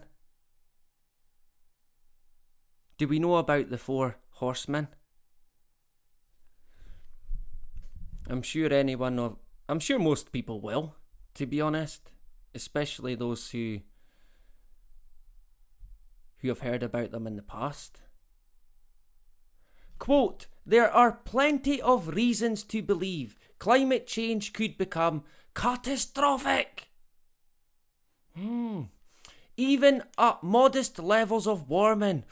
Oh dear, said Dr. Luke Kemp at the University of Cambridge's Centre for the Study of Existential Risk, who led the analysis. So you can trust him, right? The go-to, Cambridge, yay! There is no other. Yeah. Quote, climate change has played a role in every mass extinction event. It has helped fell empires and shaped history. Wait a minute, what? I thought we caused it. I thought it was the aeroplanes and the cars and the bacon rolls, right? The farming, right? The pig farms. The constant driving. The consumption. Is that what happened in previous civilizations? Were they doing the same thing? Is that what they're saying there? I'm confused as how it could play a major role, yet we created it. How does that make sense? Quote, paths to disaster are not limited to the direct impacts of high temperatures, such as extreme weather events, knock-on effects such as financial crisis, conflict and new disease outbreaks could trigger other calamities. Yeah. Shock horror, right? Yeah, knock-on effects. A financial crisis. A conflict. Yeah, war. Which is already in the off, right? New disease outbreaks, yeah. A pandemic-prone world. They already told us that. Again, all the things that are already here, that are already happening, already in motion. Who they trying to kid, right? Knock-on effects. I like that one. Knock-on effects. Yeah. A thorough risk assessment would consider how risks spread, interacted and amplified, but had not been attempted. The scientists said, quote, yet this is how risk unfolds in the real world, close quote. Yeah, nothing's orchestrated, just totally unpredictable. How things unfold, right? They said, quote, for example, a cyclone destroys electrical infrastructure, leaving a population vulnerable to an ensuing deadly heat wave, close quote. The COVID pandemic underlined the need to examine rare but high impact global risks, they added. Yeah, of course it did. Yeah. Yeah, of course it did, right? All hail the pandemic! Thank goodness for the pandemic. Remember in the World Economic Forum document it said that COVID had accelerated the fourth industrial revolution. Yeah, we are not worthy. Again, we're so lucky. We're so lucky, right? Let's go with that. It's all for our benefit and to combat the weather. You know, tomorrow's job, in the words of Neil Armstrong. Is that to get to Mars? No, not quite. It's to control the weather. Shock horror. The researchers warn that climate breakdown could exasperate or trigger other catastrophic risks. Yeah, I bet it could, right? Such as international wars or infectious disease pandemics, and worsen existing vulnerabilities such as poverty, crop failure, and lack of water. Surely not in the UK, there couldn't be a lack of water. It's an island where it rains 11 fucking months of the year. But I think they're now talking about a hosepipe ban again. Poverty, crop failure, lack of water. It may well already be here. Shock horror. The analysis suggests superpowers. Now, I've not made this up. This is not made up. This is not me. I never wrote this.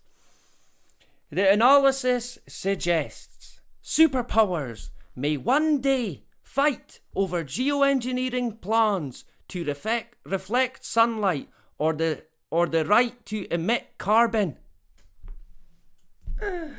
Ah, man. So we're going to have superpowers fighting over either wanting to reflect sunlight or create carbon emission. We want to get rid of cars. We want to keep cars. How are we going to solve the issue between these two governments? Nothing's working. Who's going to come and save the day? Q! The shadow government. Up it rises from the smoke. Of course, it's been there all along. Pulling the strings. Eventually, it'll be in the open. More in the open than it's ever been. And every time they play their hand, aka 9/11, the pandemic, it's clear as day. And it wakes a lot of people up, and you've kind of got to wonder as well to that extent. Because it's so obvious.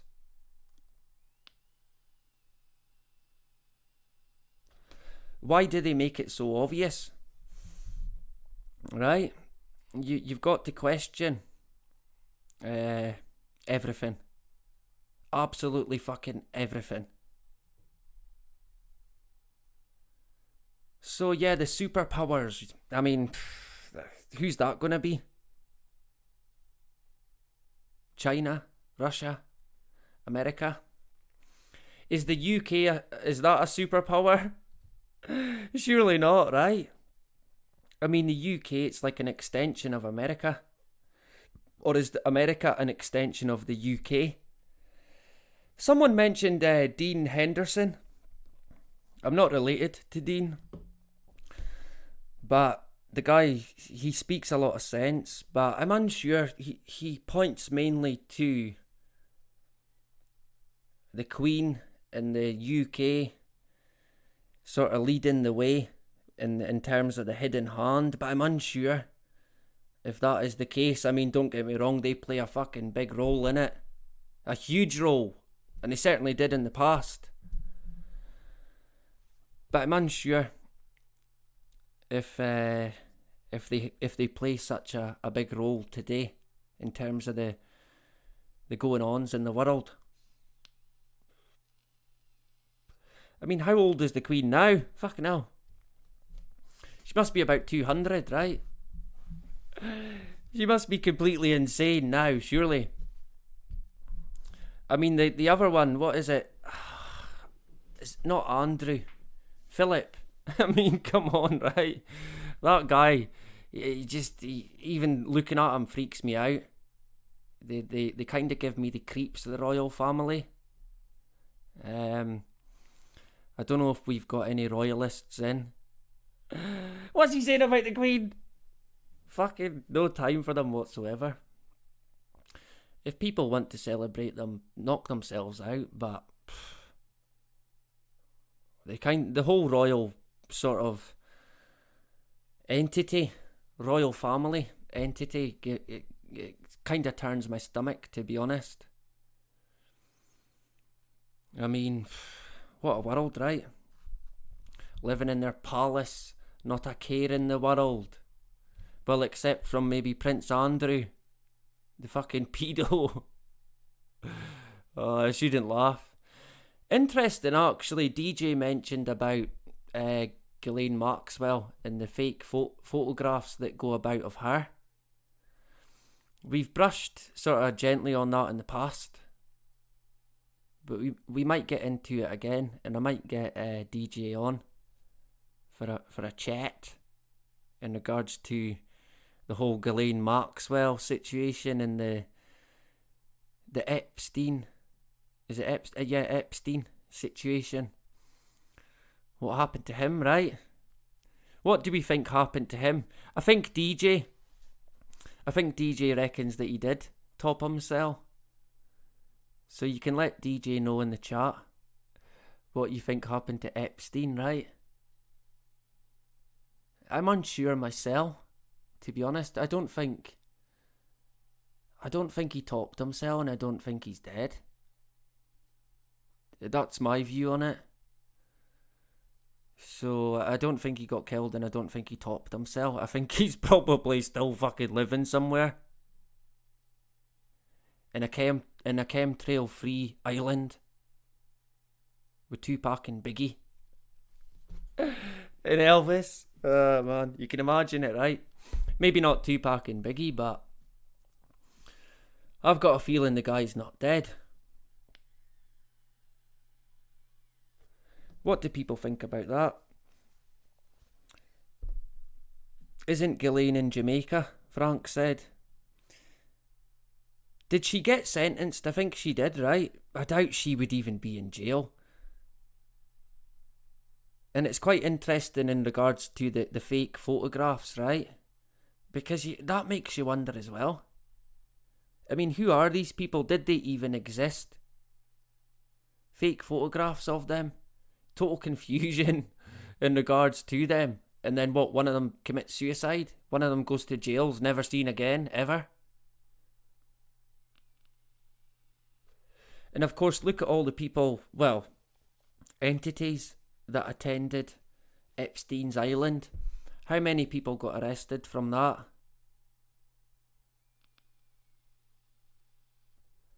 Trust the plan, right? Sure. He's in Israel, says our good sister. Our friend Ruth is back again. Do you know this? That would not fucking surprise me one bit, Ruth. And I apologise for swearing, but that certainly would not surprise me if he was. Yeah, that would, yeah, certainly not surprise me one bit. I kind of think, yeah, they're probably still alive. Where? I don't know. I wouldn't rule Israel out, that is for sure. Yeah, you could see Epstein fitting in there, to be honest. Where did I get to there? I think we covered that one. Yeah, I mean, crop failure. If you search that online, fucking, it's everywhere. Poverty, it's never really went away. It's always been there. Pandemics, bit of a different story. It's happened already, of course, but I think we're going to see more. Without a doubt, I think we're going to see more. Let me see the time. We might have to have a break. Let me go back. It's a bugger because I was late, but I might have to... We might have to take a break soon. 5-minute break, maybe. But we'll carry on just now. Quote, there is a striking overlap between currently vulnerable states and future areas of extreme warming. I wonder where they could be. Yeah. Quote, if current political fragility does not improve significantly in the coming decades, then a belt of instability with potentially serious ramifications could occur. Close quote. I wonder what the solution will be there. There's only one. Anyone? Guess what the solution is to that problem when it arises of a political collapse? A total breakdown of political infrastructure right across the board. Can anyone guess what they're going to bring in? The smoke rising. The phoenix rising from the ashes. The one world government. It's Epstein and Maxwell. All the rest of them. Fronted by fucking Jimmy Savile, probably. And what's his face? Bugger. It's gone. Crawley. Alistair Crawley. Right, he'll be there as well. With Epstein. Peas in a pod, them guys, I'd imagine. There were further good reasons to be concerned about the potential of global climate catastrophe, the scientist said. All hail the scientist. Quote, there are warnings even from history. I thought we done it. Nope. It happened before. Climate change has played a role in the collapse or transformation of numerous previous societies and in each of the 5 mass extinction events in Earth's history. I take it they've got documentation of that. Oh, I guess they used carbon dating. Yeah, in computer modelling. Supercomputer! Why was this civilization extinct? Climate change. Of course, yeah. The bacon roll, of course. The driving, yeah. No more driving on a Sunday. No more driving at the weekend. No more driving full stop. No more petrol cars. No more diesel cars. No more holidays. Yeah. I think we got a good idea of where it was going.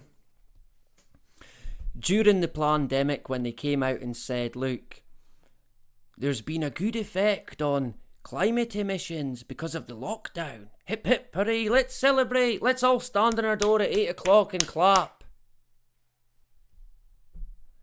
I think we knew then that, yep, this'll be tied in with potentially a climate lockdown of sorts. More regulations, not because of a pandemic, but because of the weather. Tomorrow's job, right? Yeah. Yeah. And I mean, what are they saying? There's nothing to worry about. It's happened before. And are they telling us that that's what we're in now? A total societal breakdown? A complete transformation of society, the world that we're in? That's pretty much what they're saying, right? The scientists, of course. The experts. The guys with the supercomputer. You've got to believe them. You've got to trust them. And you can't be against it. But they talked about in the World Economic Forum document, they talked about a backlash to the scientific community. That's going to come at some point. Now, I wonder what might bring that about. This backlash against the scientists. I think it'll be climate change. Well, what they call geoengineering. But I think there's also going to be more backlash against science And if I told you, if I said, I'd probably get a strike. But I'm sure you get the picture. If you look in that wee box there in the red writing, domino effect of climate events could move Earth into a hot house state. A hot house state. A domino effect of totally natural or unnatural climate events could move Earth into a hothouse state. And what had I been saying for the past year? We will be living in a fucking hot box. Now, it's not quite a hot box, but it's not fucking far off it, right? Almost to a T. And if some of you might remember me talking about it, it's probably deleted now. It could be archived on the archive website. Some of you might recall me mentioning, but I can tell you right now, summer is going to be like a hot box eventually. If not already. Like I said, I felt it at points.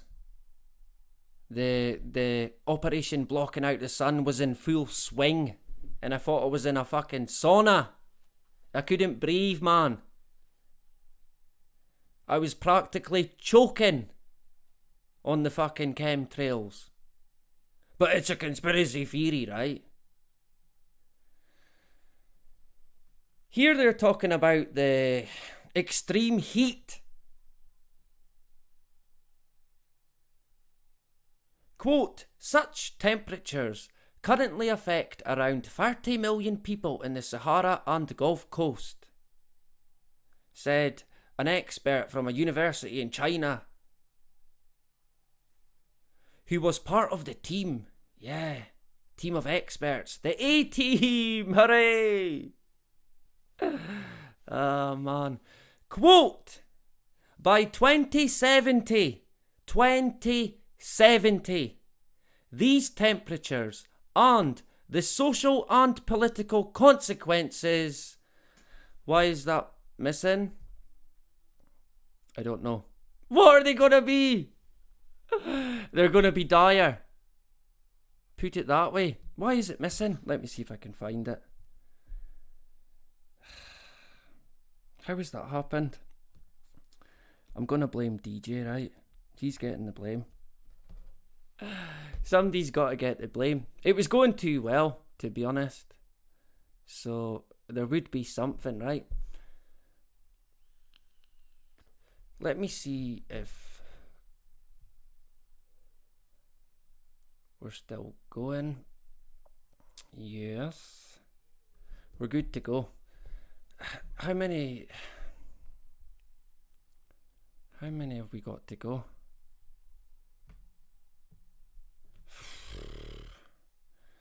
Do you know this? It's going to take longer than I thought, to be honest. We'll see. We're going to keep going anyway, right?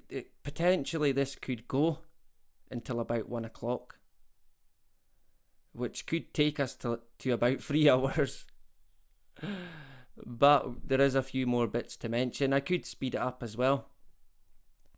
But of course, yeah, there's going to be consequences. And by the looks of it, by 2070, right? Yeah, we're going to blame DJ. Of course, we're already in the consequences of it. At least in my view. I don't know if anyone else is in that agreement. Let me see if I can quickly find this. I'm certain, probably certainly not going to, because I want to.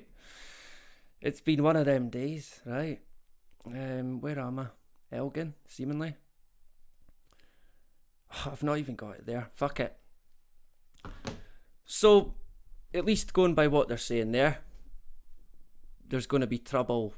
You're going to be noticing these hot box temperatures and political consequences by 2070. Yeah. Anyone think they're going to be around then? To be honest, it's not a great question, that, right? I doubt I'm going to be here in 2070. I'll be fucking very surprised if I am. But I'd imagine this is going to be one for the unpreviously fought syndrome. Extreme temperatures earlier than previously fought. Scientists predicted 2070. Now, their analysis is telling us it will be by 2050. Is it that predictable? It pretty much is, right? It pretty much is. They're saying 2070 now, that'll change. I can bet you any money that'll change. And of course, who are they going to blame? Us. You never got to net zero quick enough. Now look what you've done. 2030 now. Oh man. And now it's 2024. Right? This'll come before NASA get to the moon. We'll get into NASA as well. Did you see about the company that NASA employed for going back to the moon? For their moon base, I think. It went bankrupt. So that's going to set them back, right? Oh, we got set back because this company went bankrupt. NASA not paying their bills, right? I think Billy pretty much knows the score when it comes to the system, right? I think new, maybe, to the stream. We've got a few Billies in the hood. Yeah, great stuff, right? Plenty wills, so like I said, where there's a will, there's a way. There's other jokes there, but I'm not going to go there, right? A lot of Billies, which is great. Of course, my son's called Billy as well.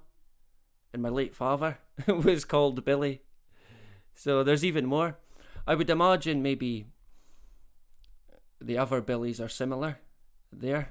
They have family members who were called Billy. It seems to be a name that carries on.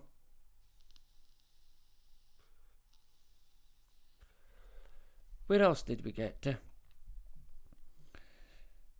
I want to kind of expand a wee bit. Your mind. No, I'm joking. You're alright, right? You don't have to worry.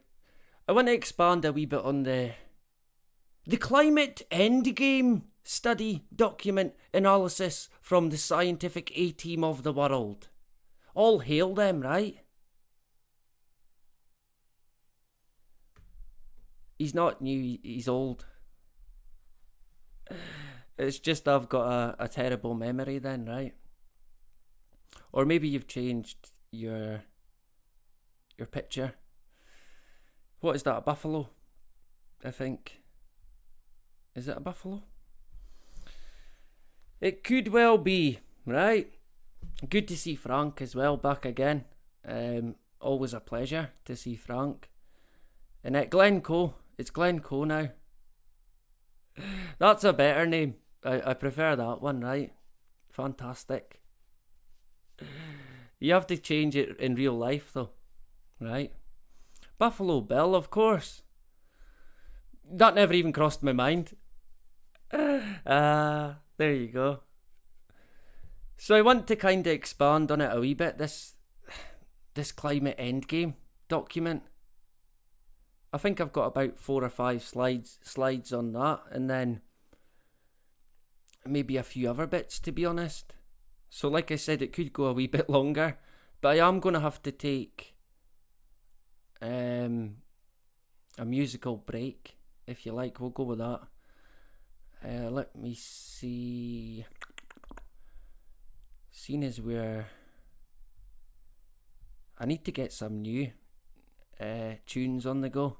Frank needs to send me his recommendations again, so I can get some extra. Let me see. I might have to play 2 depending on how long I am. I do apologise, but it's went a lot longer than I anticipated or than previously thought, right? I should have explored it more. I underexplored it, right? Give me a break. So we'll go with... I don't want to play anything that's copyright because sometimes that can throw people off the stream. We don't want anyone getting thrown, right? That won't be good. So we will go with stuff that's not going to get anybody thrown out. So I'll cut. This is the chance now to grab a drink, and or if you're Smoke Steve, you're gonna fill the bong or get the pipe out, or I don't know, get a coffee, a cocktail, whatever it may be, right? And I'll catch you in a few minutes, and we'll continue with all the fantastic news, right? Fantastic. Sure, let's go with that. Stand up for your right. Get up, stand up. Don't give up the fight.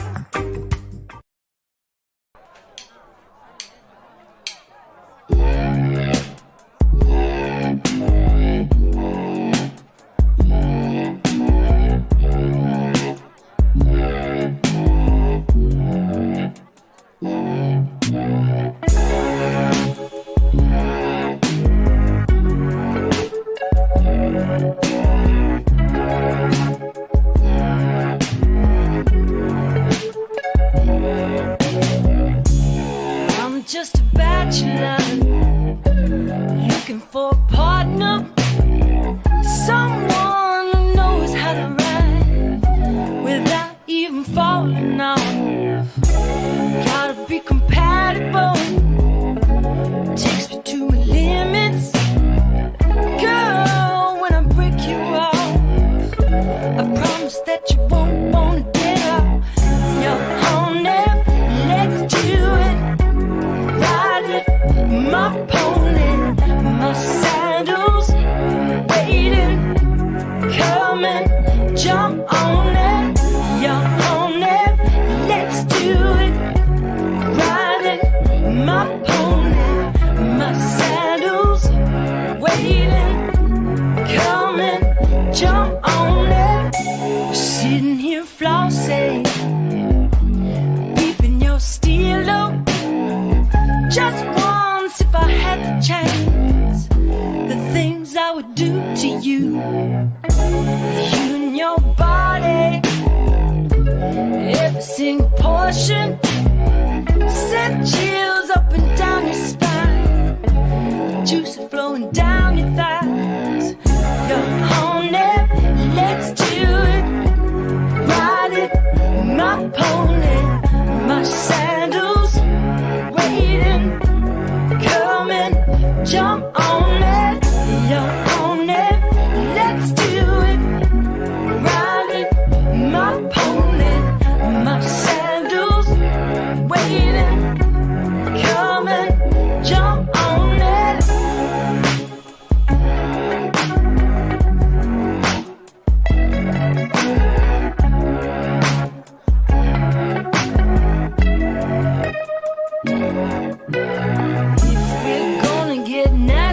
Baby, first we'll show and tell till I reach your ponytail. Look all over and through you, baby, until I reach your street. You'll be on my jockey team. You're on it, let's do it, ride it, my pony, my saddle's waiting, coming, jump on it, you're on it, let's do it, ride it, my pony, my saddle's waiting, coming, jump on it, you're on it, let's do it, ride it, my pony, my saddle's waiting, coming, jump on it, you're on it, let's do it, ride it, my pony, my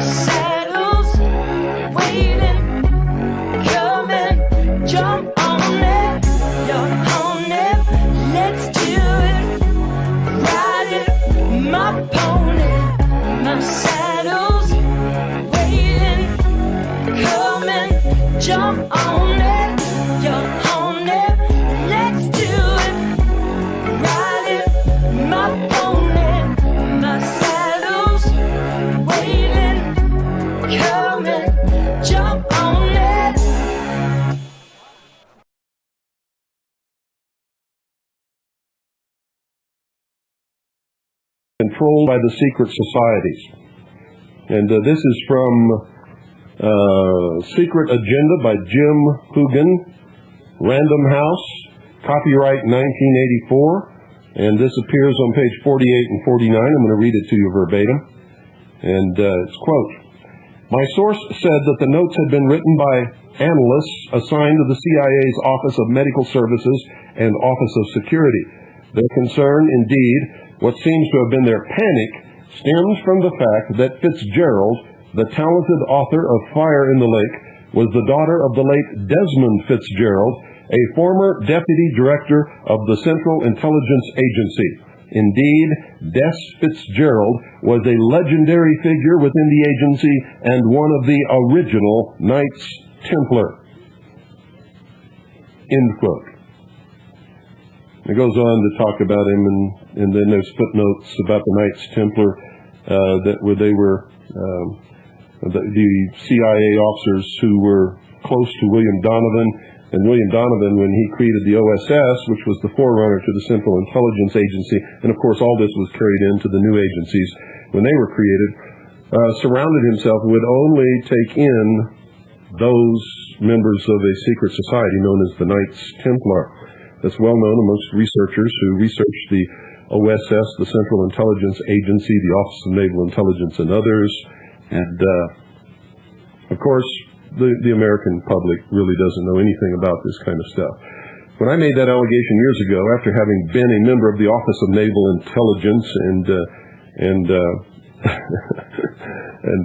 revealing the way that I was selected for the Office of Naval Intelligence, and that there was no one, and I mean absolutely no one, who was in the Office of Naval Intelligence or the intelligence community that I knew of at the time that I was attached to the Office of Naval Intelligence, who was not a highly degreed Freemason, a member of the Rosicrucians, the Knights Templar, and many others.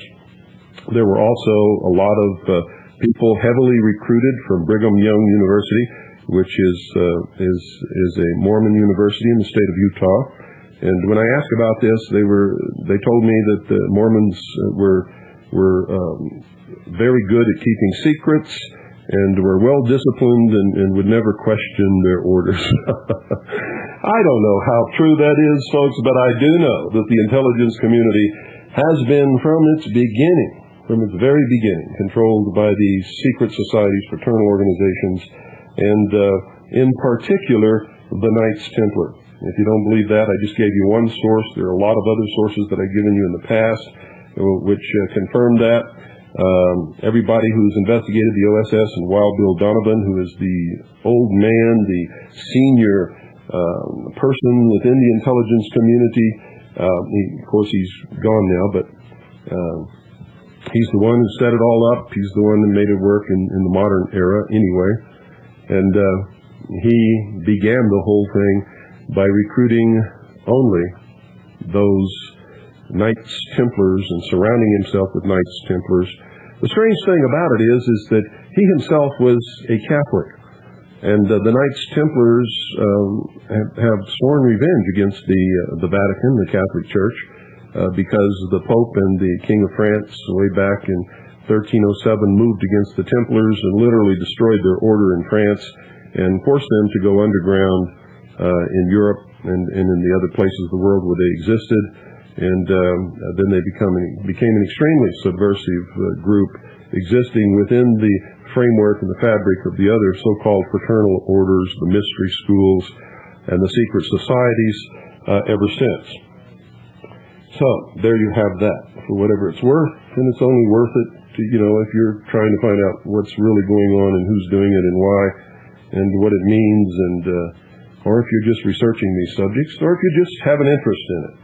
I've had a lot of letters from people telling me that they don't want to hear this kind of stuff because it doesn't mean anything. Those are sheeple talking when I hear that. Well, I guess everybody has recovered sufficiently from the conference, those who attended, and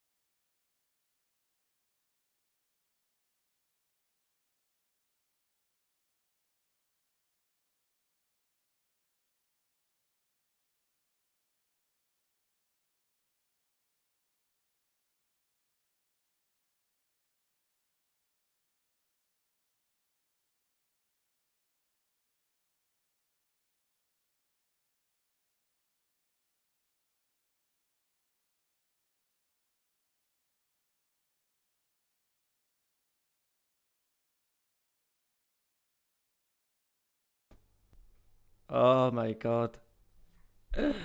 Oh man. Oh me. It's late, right? You've got to give me a break. Do you know this? I couldn't work out what was going on. It was all plugged in. I had the mic on. And I thought, why is it not working? I had removed myself from the stream. Oh man, absolute classic. So yeah, there was no audio. There should be audio now. Hopefully it's working. Oh man. Honestly, I hadn't added myself to the stream, and I was yapping away. And I thought, there must be audio. There must be. The mic's plugged in. That's why. One of these days hopefully we're going to get it right. I'm going to have to edit after this, remove the music in the middle, remove my fucking 10 minutes of no audio. Of course, I've done that before. For about half an hour, mic wasn't plugged in. Me. One of these days, right? So, to continue with it, if we've still got people about, because we've went quite a while, right? So I do apologise. I'll try and speed it up a bit. But the proposed climate endgame research agenda. Yeah. I mean, it's quite comical, that, right? Yeah, it's the agenda. Of course it's the agenda. So it aims to direct exploration of the worst risks associated with anthropogenic climate change. We'll go with that. To introduce it, we summarise existing evidence on the likelihood of extreme climate change, outline why exploring bad to worst cases is vital, suggest reasons for catastrophic concern, define key terms, and then explain the 4 key aspects of the research agenda. All hail the research agenda, right? The A-team. Yeah. I wouldn't trust them. As far as I could throw them. Put it that way.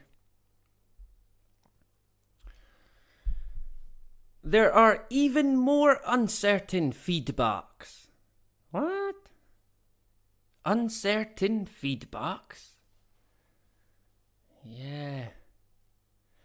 Which, in a very worst case, might amplify to an irreversible transition into a, quote, hothouse Earth, close quote.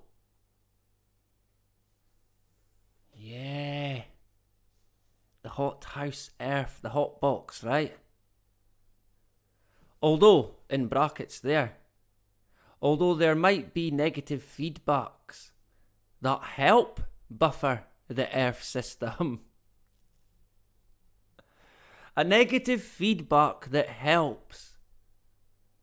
Yeah, how does that work? In particular, poorly understood cloud feedbacks might trigger sudden irreversible global warming. Irreversible global warming. Is that not what we're in now? I think it might be. Of course, because of the spraying and the rest, what they've been doing to the ocean. We're already seeing the effects on the sea life. And I mean, that's quite bad at the moment. In Scotland, they're saying that it's bird flu. I mentioned it a few weeks ago. And it seems to be getting worse. The media, they are covering it now. But I think that'll bring in restrictions. Oh, you can't go there. You can't. Nope, you can't go to that beach. No, you can't go over there. Bird flu, right? Nothing to do with the oceans or the spraying. Yeah. Where did I get to there? Such effects remain underexplored and largely speculative. Quote, unknown unknowns, close quote. Yeah, them unknown unknowns about unknowns, right? The unknown of unknowns. An unknown inside an unknown inside an unknown inside an unknown. That are still being discovered. For instance, recent simulations suggest that stratocumulus cloud decks might abruptly be lost at CO2 concentrations that could be approached by the end of the century, causing an additional 8 degrees Celsius global warming. Large uncertainties about dangerous surprises are reasons to prioritise rather than neglect them. Prioritise, yeah. I wonder what the priorities are going to be. We must act now. Policy, policy, policy. You can imagine them demanding it. You know how we always dig our own grave? They'll be out there protesting. Policy, policy. Down with emissions. The sheeple, out en masse. They're probably all doing it already, let's face it. Right? It's in motion, this movement. I think it all started with the green movement. Of course, that's what they say. That's what they said in the net zero strategy document. They didn't say build back better. They said build back greener. Hooray! Yay! Right? It's all going to be great. Sure it will. Let's go with that. So that's a fair hike. 8, is it? Celsius. Or is it minus? I think that's 8. I'm confusing myself now. It doesn't take much. It's all the unknown unknowns that have done it. We live in a world of unknowns. Yeah, great. Who wants to know the fucking future, right? Live in the now. Live in the moment. Live for today. Because I can tell you right fucking now, life is way too fucking short. Honestly. So live in the moment while you can live in the moment. And be fucking grateful that you're still here. Because that's what I do. Every day. Even in times of suffering. I am in a sense grateful. Because that is one thing about pain. You know that you're living, right? And of course you know you're living when it's a good time. I could do with a few more good times in my life, but I am quite content. There is, hey, we've all got crosses to bear, but I am quite a content person. But there is a niggling concern.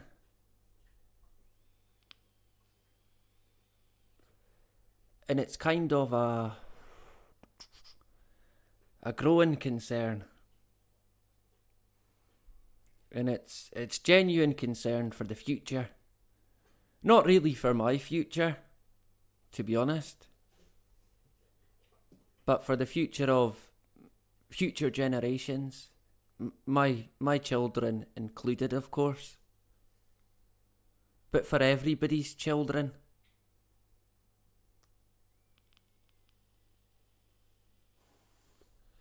And frankly, I find it fucking absurd that they think they can tamper and tinker with the weather like it's a good idea. But I think there's a lot more to come before the sheep start screaming for stratospheric aerosol injection. But I can see the point coming. It'll come eventually. It will come. The wheel will be in motion. Put it that way. I shouldn't laugh, but it's the world that we're in, unfortunately. Look up, right? Look up in the sky, man. You can't miss it. You cannot miss it. Speaking of stratospheric injection, understanding catastrophic climate scenarios can also inform policy interventions. Yeah! Policy interventions. Policy interventions. You get the idea, right? Including last resort emergency measures like solar radiation management.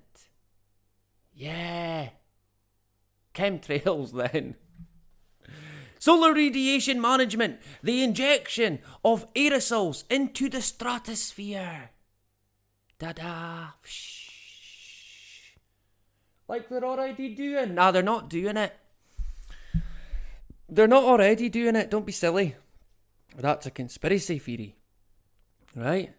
Nonsense. Total nonsense. Of course, it's about the only thing I held against Bill Cooper was his dismissal of the chemtrail agenda. But I think Bill today would have said, yep, I'll hold my hands up there. It is fucking happening. Clear as day. It might not have been clear then though. It's just water, right? Ice crystals, yeah. Fucking crystal meth, more like. Ice crystals, yeah. That one cracks. That still cracks me up to this day. Ice crystals, yeah. Let's go with that. So it's the injection of aerosols into the stratosphere to reflect sunlight. Like in The Simpsons, right? But with a sun shield. Whether to resort to such measures depends on the risk profiles of both climate change and SRM scenarios. One recent analysis of the potential catastrophic risk of stratospheric aerosol injection, which is SAI. You know how they like to abbreviate fucking everything. I wonder why they do that, right? It's almost like the original version of code.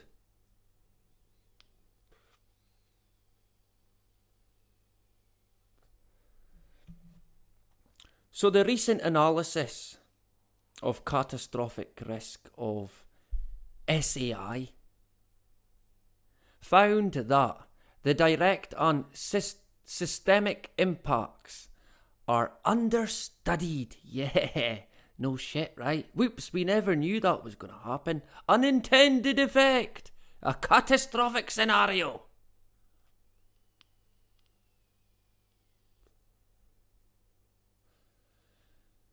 The largest danger appears to come from, quote, termination shock, close quote. What now? Yeah, a termination shock, right? An abrupt shock to the system. You know all about shock and how they use shock and confusion to create the chaos, right? Manipulate further the masses. Like a con man. Abrupt or rapid warming. If the SAI system is disrupted. Don't want to be disrupting it now, do they? Or they'll be getting termination shock. Zzz. Hotbox. Yeah. Rapid warming. Whoops. It didn't quite go to plan. We had an unintended effect because it got disrupted because of the war. Yeah. Or the pandemic disrupted it. Now there's, consequences. SRM scenarios. Yeah, catastrophic risk. I think you might hear a lot more in regards to the phrase catastrophic risk. Gary. Yeah, I just seen Gary's comment there. Yeah, we'll be lucky to be here. I shouldn't laugh, but yeah, fuck 2030. Never mind 2070, right? 2050? Fucking hell. Again, I'll be surprised, but you never know, right? I guess stranger things have happened in life. Don't worry, you can live in the metaverse forever. Who the hell would want to live forever in this world, right? Honestly. I shouldn't laugh, I really shouldn't. When you're growing up, you kind of feel like, yeah, living forever, right? That would be cool. The older you get, the more you think, well, actually, I'm quite content that when it's my time, it's my time. No sooner, no after. I'm a firm believer in, if it's meant for you, it certainly won't pass you. So like I said, if you can, live in the moment. Don't fear anything. And just do what you've got to do. Right? There's a lot of things we're never going to change. This guy here. Man, this guy, right? I can't look at this guy without laughing. Honestly, it's the same with the mirrors. The mirrors to reflect sunlight.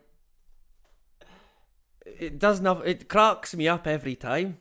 I'm going to have to play the video of this guy, the celebrity. This guy here with his head in his hand. We're not lying.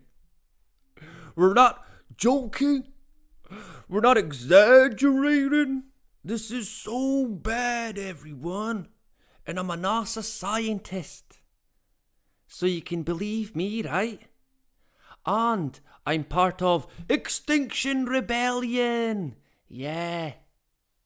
The whole green hippie movement formed into the fucking Extinction Rebellion. A satanic entity, if there ever was one. I don't know if you're going to be able to see the symbol with the two triangles. Like, as above, so below. But I think it also represents a sort of feminine side as well, which is interesting.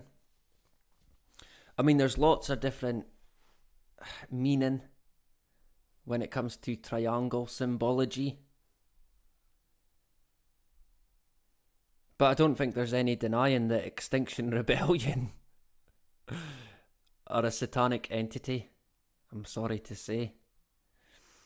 And this guy, I mean, why are they intertwining NASA, a space agency, with Extinction Rebellion? You would think NASA were a weather agency.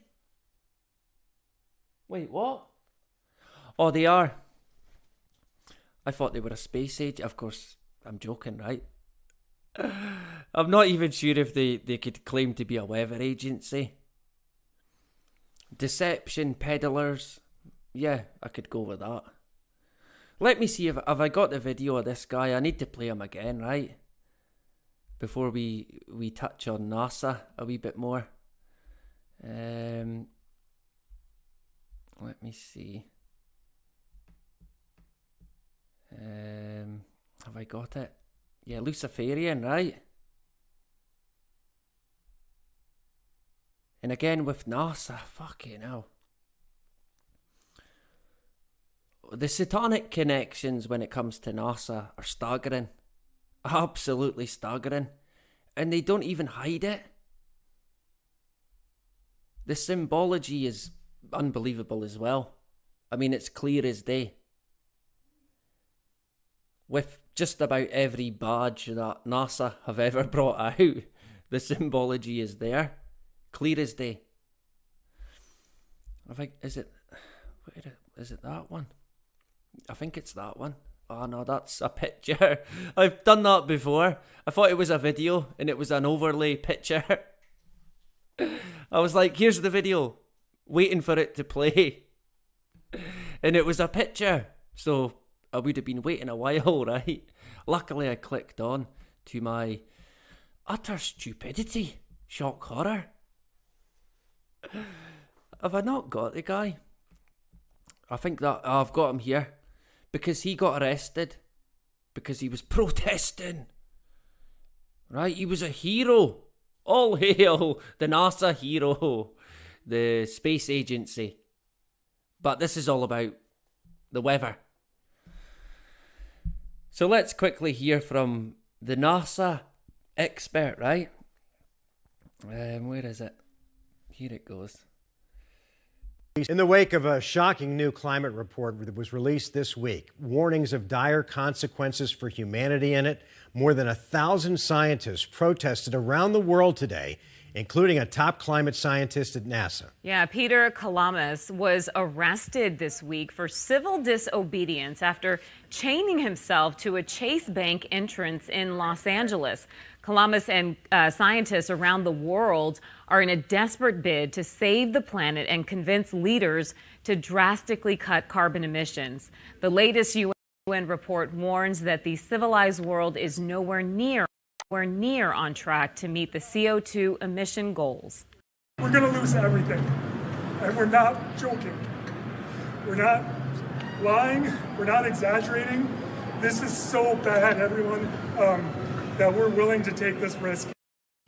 NASA's official stance on climate change is that carbon dioxide from human activity is increasing 250 times faster from natural sources.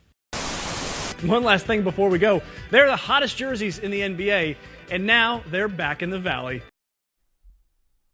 So yeah, a nice performance there, right? From the NASA actor. That's the only way I can describe that guy, an actor. And not even a good one either. Like, I don't know, who's a good actor? Who do I think's a good actor? I liked, bugger. What's his name again? I've completely forgotten his name. He's been in a lot of movies, but the one I liked him most in is the movie Scent of a Woman. What's the guy's name? He's quite a famous actor as well. It's completely gone from my mind. I think he was in Casino as well. Anyway, it's not film review. I seen John there. Where's he went?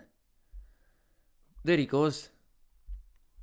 Yeah, it's went a bit longer than previously thought, John. So, if I'm up late, you're up late, right? I'm usually, to be honest, I usually go to bed about 2, if I'm lucky.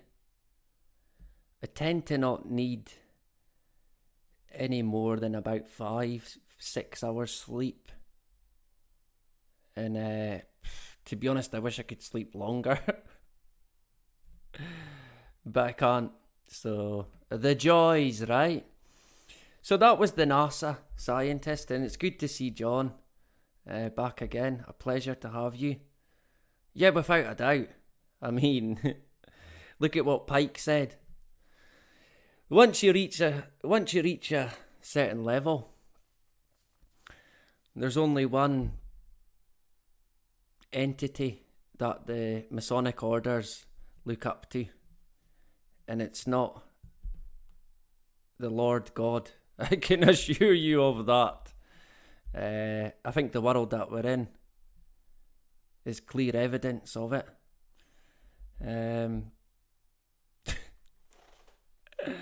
Oh my God. How long have you got, Billy? Now, what you need to do, like Bill Cooper said at the very start, you need to look into things yourself. You can't just ask someone and then take their word for it. You've got to look. You've got to verify or debunk. Although Frank, he'll certainly point you, Billy, wee Billy, in the right direction. That is a certainty. Good to see Frank and Billy back again.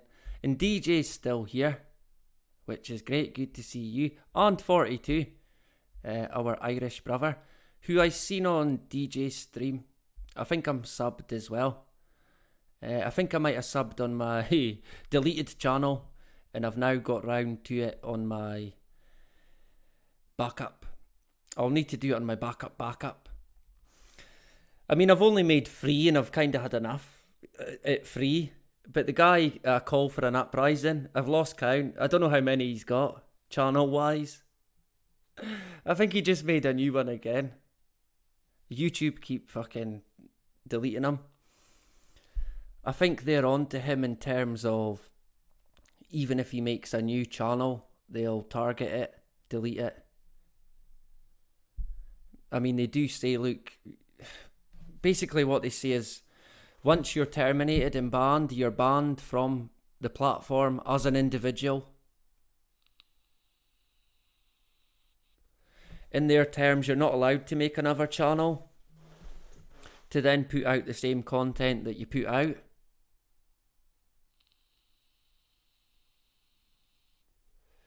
Yeah, a call for an uprising. He made another one the other day. So I don't know how many he's got now, about 20 maybe. And they've all got about probably 30,000 subscribers, so I don't know, make of that what you wish, I guess. But I mean, he covers a lot of the satanic connections. That could be a place to go if you want to look into some of that, especially the Masonic satanic connections, because there is plenty of that, for sure. So good to see 42 back in the hood, our Irish brother. Good old NASA, right? Ah, NASA. Remember when you was a kid and you thought, yeah, it would be great being an astronaut. That would be great. Did it? Just me? Or it would be great going to the moon, right? Of course, they went to the moon, but then they destroyed all the technology, so they can't go back again. Like they do with everything else, right? They destroy the technology. They can't build it back. It won't work. They can't do that. Simply can't happen. And a lot of the videos that they've got, or had, yeah, they got deleted and lost as well, because NASA, right? Whoops. A cleaner probably threw them out by mistake. Sure. Of course they went to the moon.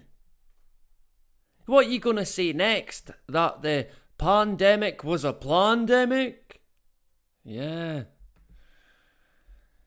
If you go to the NASA website, you might think they're a weather agency, because all they seem to be on about is climate change and we're going back to the moon, which never occurs. It'll be this year, it'll be next year, it'll be the year after, 2050, 2070, 21 billion. But we'll be going back. Sure. Remember Von Braun came out and said, we will build a base on the moon by 1980. That's my Von Braun impression. And by 1990, we will have colonies on Mars. Fucking hell. And by... it doesn't end there. I mean, this guy was either insane or getting paid a lot of fucking money to tell a lot of bloody porkies. Absolute lies. And the masses lapped it up. Look at this scientist. Fucking Nazi scientist. One of Hitler's right-hand men, von Braun. Highly sought of after. Hence, Operation Paperclip, right? Of course, when you work for the agenda, you can claim to be of any nationality that you want. As long as you play by their narrative and push their agenda, you're going to be fine, right?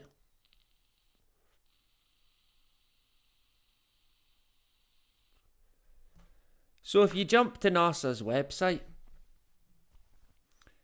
you'll see that they've got windmills. Yeah, wind turbines, right? Because green energy, that's totally NASA. NASA, the space agency. Responding to climate change. Remember, we all got together and said, if there's ever an issue with the climate, NASA are the people to combat the weather, because they went to the moon once, seemingly. Yeah, of course it would be NASA, right? Who else would it be? And of course it can only be them. No one else. No other body. Just NASA and these so-called independent bodies that work for the government.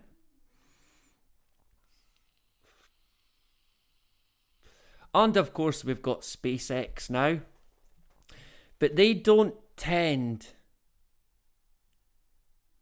to be so much concerned with furthering the climate agenda. But that might come yet. I'd imagine there will be a role for SpaceX to play. Not just in Operation fucking Killgrid, block out the sky.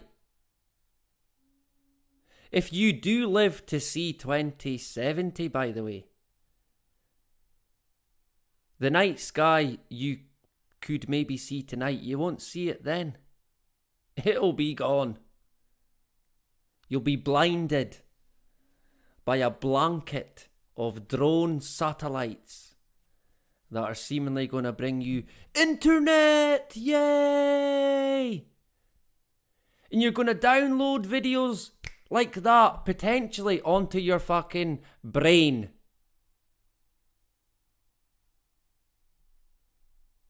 Sounds insane? Think again. Another thing that got mentioned in the World Economic Forum, global risks, was the talk of brain interface. The brain chip, issues arising with that. That'll come yet. Of course they paint it like it's God's gift. Super duper brain chip, become superhuman. I mean, it wouldn't take much to sell that idea, right?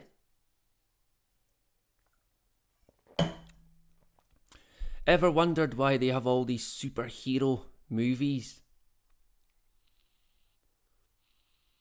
that they continuously regurgitate time and time again? The same old fucking nonsense.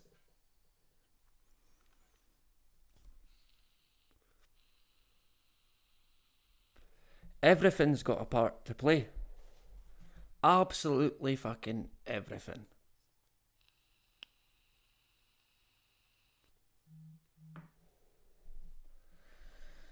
So we're lucky that we've got NASA, right? Not a straight answer. Or is it not a space agency? Probably both, to be honest, let's face it. So if you go to their website, they've got this global climate change, vital signs of the planet. Yeah, NASA's the doctor keeping the planet going. Yeah. Again, if you thought they were a space agency, you might kind of want to think again. NASA is a world leader in climate studies and Earth science. Earth science. World leader. Probably the only leader. I guess there would be no match when it came to climate study analysis or, quote, Earth science. Whatever the hell that is. Earth science, come on. What the hell's that? Honest to God, man. While its role is not to set climate policy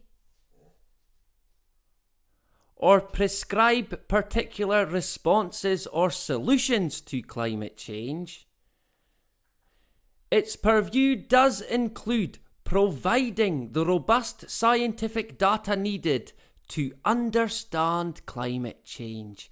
Yeah, the key to it all. The first domino, if you like, will be the data analysis. That will be the trigger. Of course, NASA won't deal with the policy or the prescription of responses like, I don't know, aerosol injection. Nothing to do with that, right? Someone else will deal with that. NASA, they'll deal with the data. The ever trustworthy data from the space agency who went to the moon. Yeah, but couldn't go back. The phone call as well. I mean, oh my God. The phone call from the moon and the president on the landline. On a landline. Man. I mean, it's comical. You can't even get a signal. I struggle to get a signal in the house that I'm in because it's kind of on the outskirts of the small city that I'm in. I struggle today, 2022, to get a signal. Yeah, no issues there, right? Hardly even any time delay. A perfect conversation. Absolutely perfect. And people bought it. I mean, at that point, they probably knew. Do you know this? I think we could get away with fucking anything. And that's making me remember the movie. What was it called? Is it The Warning? Oh, something Warning. Oh, it's failing me now.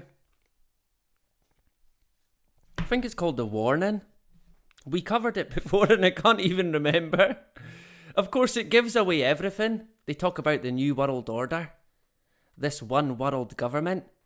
And the guy even says that their plans have worked so well that they could even present the devil himself as leader and people would accept it. That was in a movie from the fucking 80s. I think it was called The Warning. I could be wrong.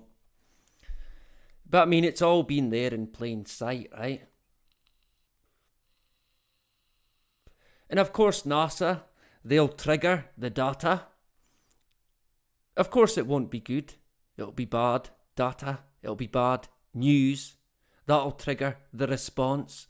Hence, the solutions waiting in the wings. And like it says there at the very bottom, this data will go out to all the agencies around the world.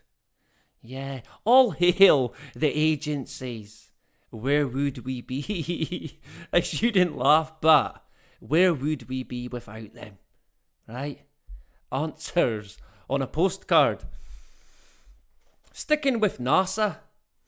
Because we are already committed to some level of climate change, responding to climate change involves a two-pronged approach. So they're already committed to some level of climate change. Yeah. Because when it comes to the weather, that's NASA's game. Big time. Certainly not space. Is there anyone here who thinks that we did land on the moon? Is there anyone here who thinks that the International Space Station is in space? Early warning, my good brother Frank is quick. Thanks, Frank. It's called Early Warning, 1981. And that's what he said. We could present Satan himself, or the devil himself, as world leader. And the sheep would lap it up. Hooray! All fucked out their head on LSD that's getting sprayed. But trust the plan, right? The good stuff. Of course NASA are already committed. It's old news with NASA. This is their playground now, the climate. So, one of the pronged approach, reducing emissions of and stabilising the levels of heat trapping greenhouse gases in the atmosphere. Mitigation. All hail the mitigation. So mitigation is basically the solutions, the aerosol injection, right? That's what it's going to be. Because the aerosol injection is the solution, like we said, that will come hand in hand with us being forced to achieve what they call net zero. And I do mean forced. You will be. One way or another. They'll smoke it out. And it'll be the world that we knew. It'll be completely gone. It's kind of gone already, to be honest. I mean, I know times change, but I really do understand why a lot of believers, if you like, talk about us now being in the end times.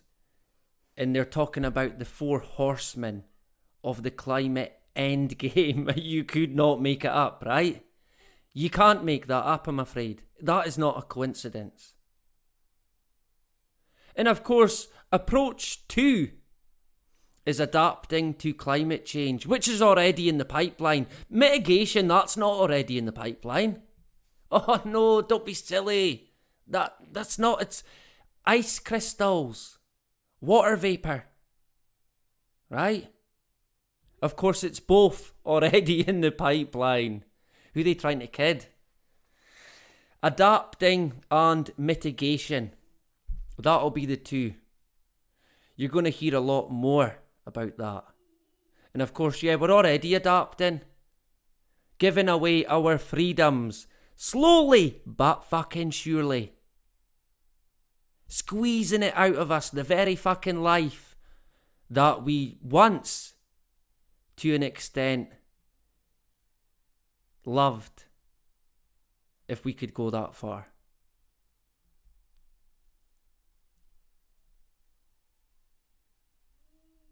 And of course, yeah, the mitigation. That's going to be tenfold eventually. Carbon capture, marine cloud brightening, aerosol injection, potentially the mirrors in the atmosphere, and I would imagine that there will be more.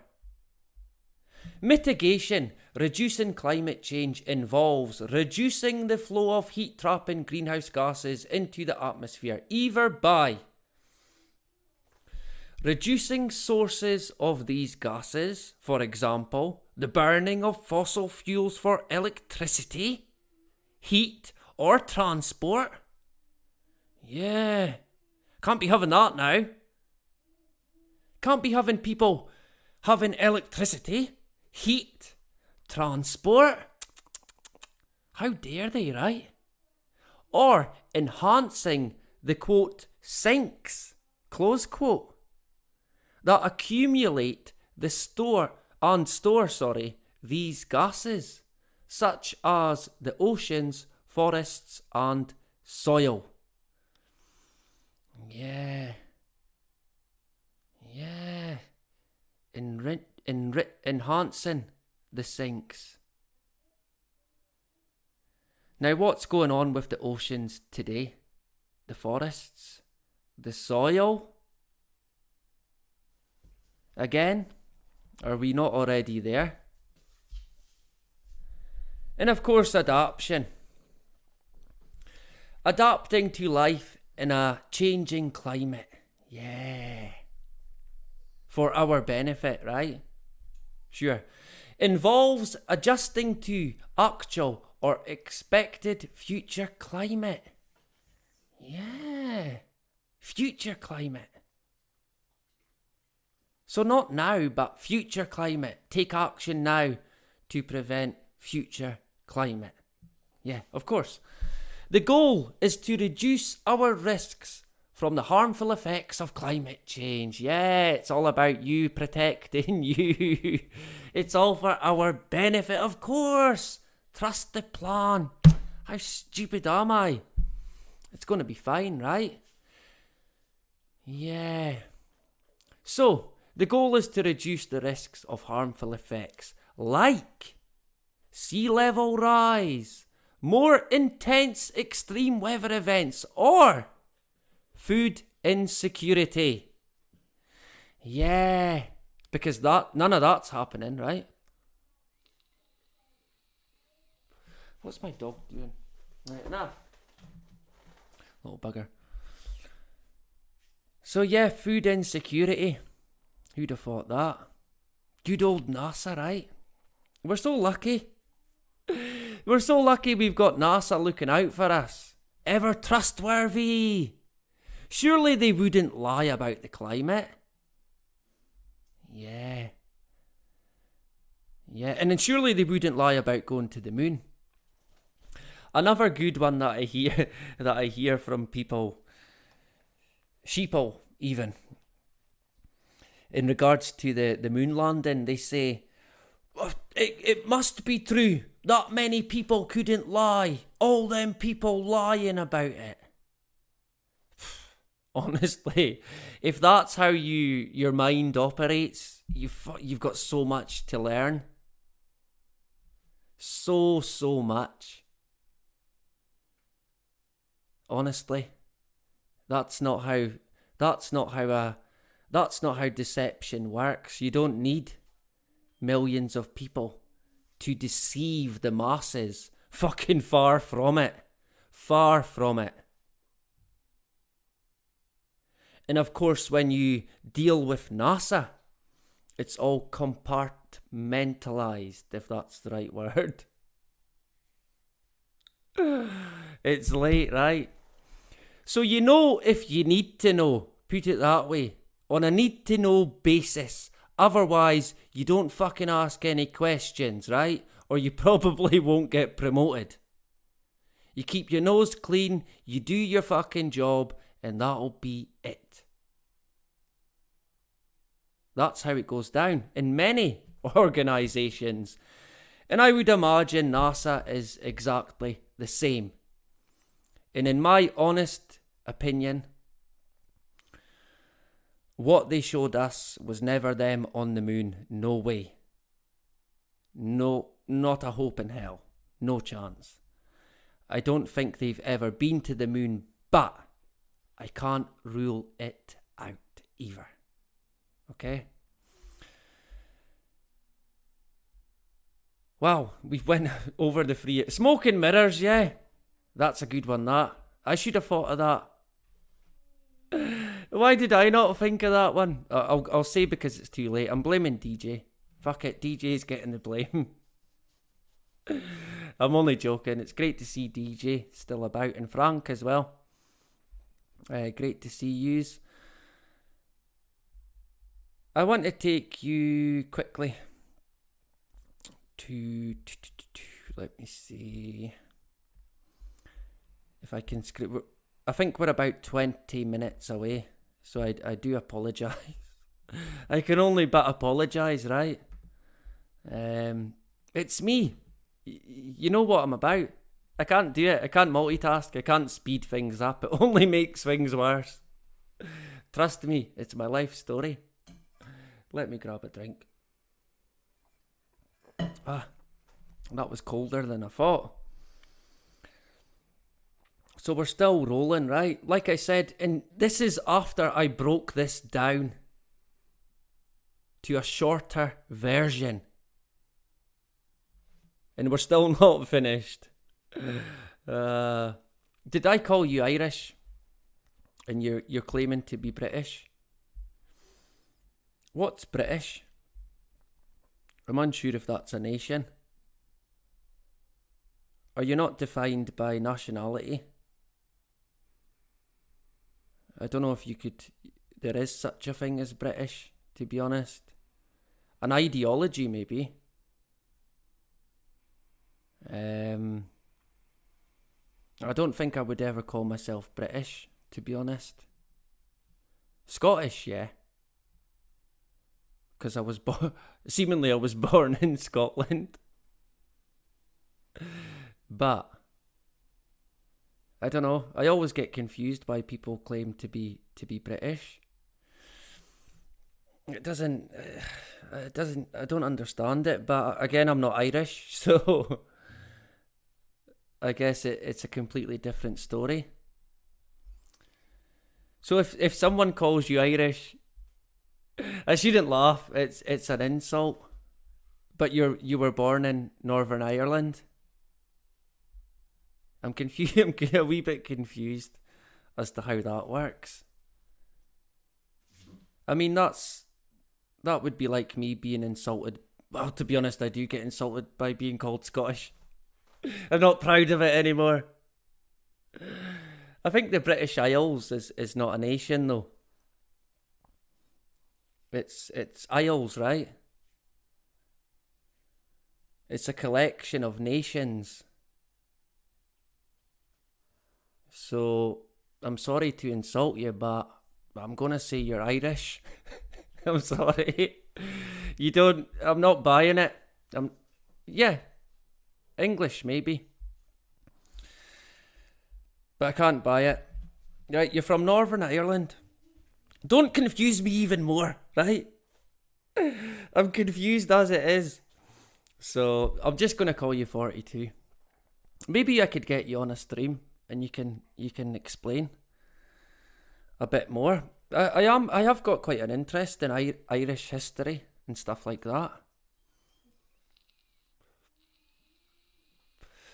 John knows the score, right? Train spotting. It's shite being Scottish. We're the lowest of the low. Scum of the earth. We all have days like that. I'm sure even the Irish and English and the British, right? If you want to go with that.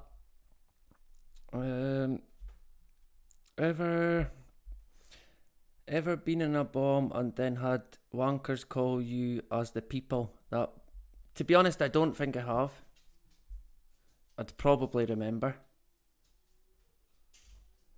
But I still can't call people.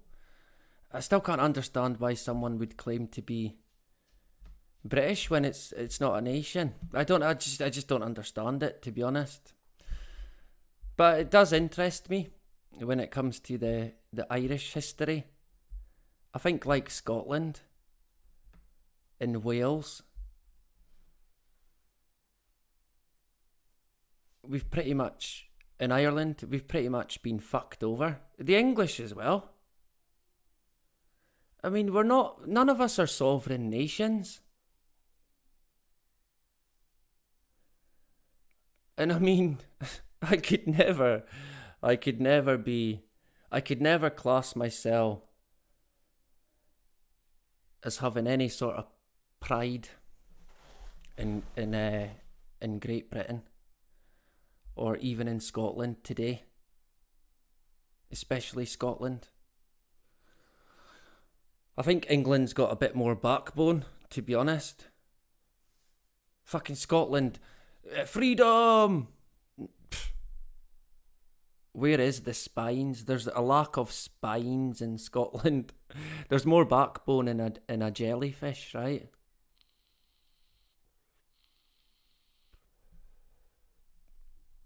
Than a fucking jellyfish.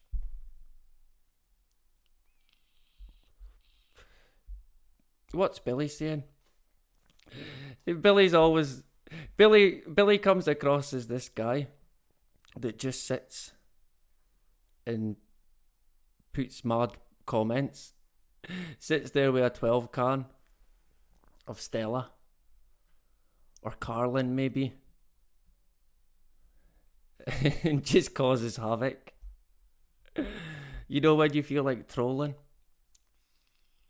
They see me trolling. Don't sing. Yeah, of course. Leeks and daffodils.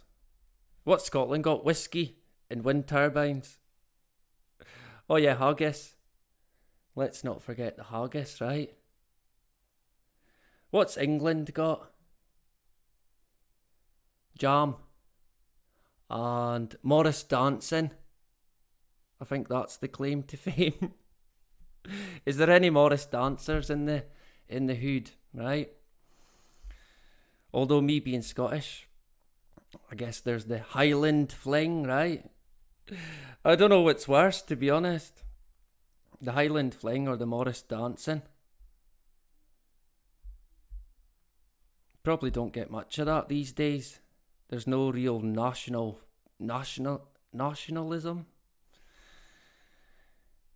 It's been well and truly disintegrated. And I don't think that's by accident either. There was a day where I would have been a proud Scotsman. I'm certainly not today. Not today. I wish I could be, but I'm certainly not.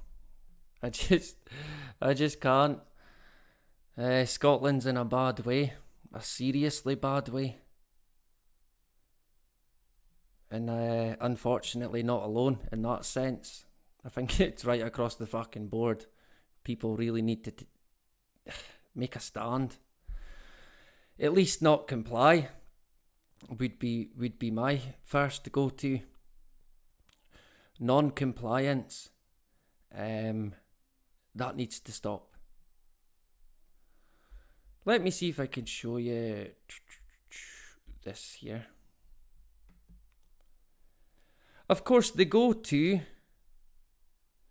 when it comes to spraying, if you like, is the Harvard University. Yay! All hail Harvard, right? This is a classic diagram, this. I think it's been put out to every media outlet pretty much in the world. So I think everyone's probably seen it. And of course it's got the balloon and the wee drone satellite, which is quite comical. There was a satellite that the other day, I think I put it in my Telegram. Oh man, what did it look like? If I didn't, I was meant to, and I'll put it in when I get a chance. But it was some kind of seemingly satellite, and it looked like a cat's toy. Or it looked like something a cat would play with. It's quite comical. It never ever looks like you would expect it to look. I mean, that looks like it wouldn't last 2 minutes in space. or what they call the stratosphere, even. But there you go. That's the plan. That's the plan for the experiment. Harvard's the go-to. And they've got all the questions. Any question you've got, they will answer it. The answers are all there already. Right? And they know the questions that you're going to ask, of course. So this is Operation Scope X, if you want to look it up, right? Because I was going to get into it a bit more, but I'm going to speed it up because people are going to need their bed, right? Scope X. Yeah. X, what a surprise that would be there. Right. This is in regards to the funding. We'll quickly mention a few of them.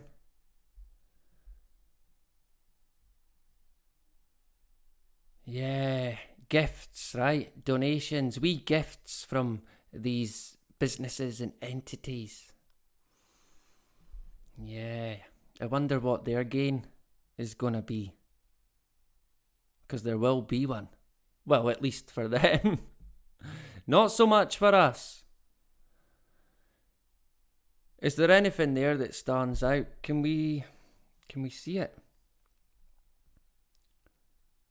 Yeah, we can see it.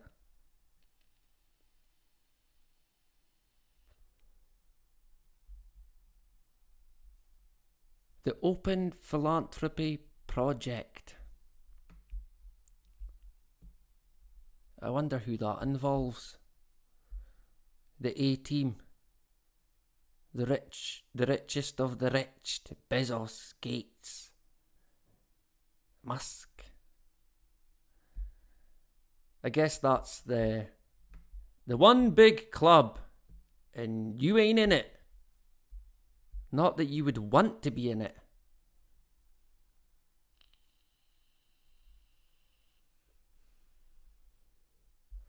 There's Volvo there that I mentioned.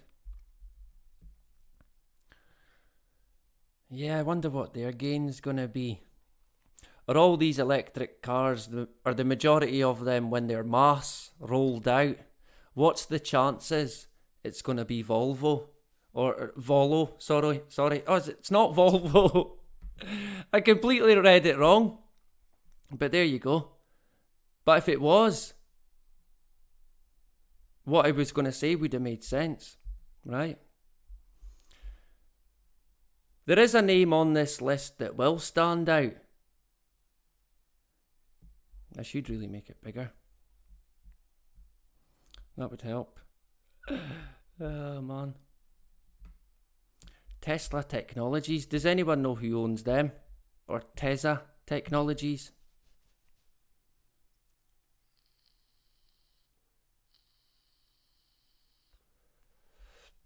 I think I might know. Who are these individuals? Laura and John Arnold. Rob Fergus. Howard Fisher. Billy Gates. Yeah, I wonder who that could be.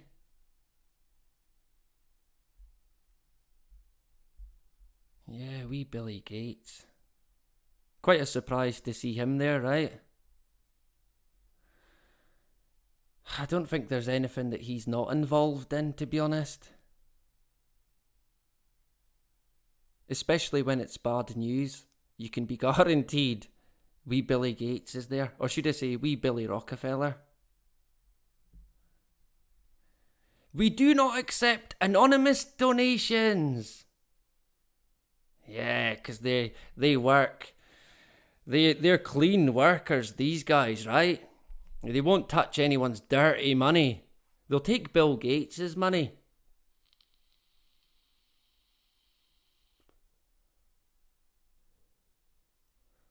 Yeah. there was an interesting point in this where they said, I'm not gonna find it. There it is there.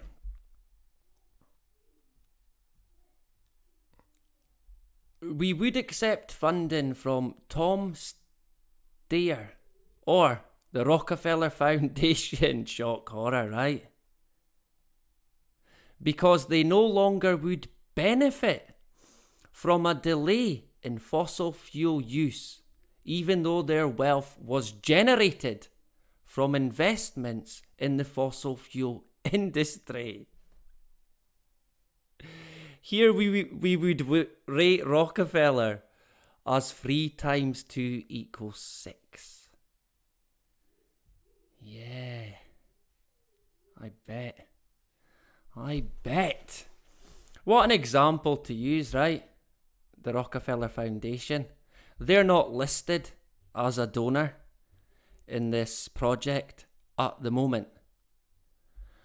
But I would imagine they are behind a lot of these names and organisations in some way, shape or form via, with even donations. They're always there, even if it's just an example. They're mentioned. And of course, yeah, they would take money from them. I mean, it's not like they created the oil industry or anything like that. Sure. There is a lot of, well, I'm saying a lot, not a lot, but there are people who do want to stop the geoengineering. They want to ban solar geoengineering. And I would agree. I would agree with that.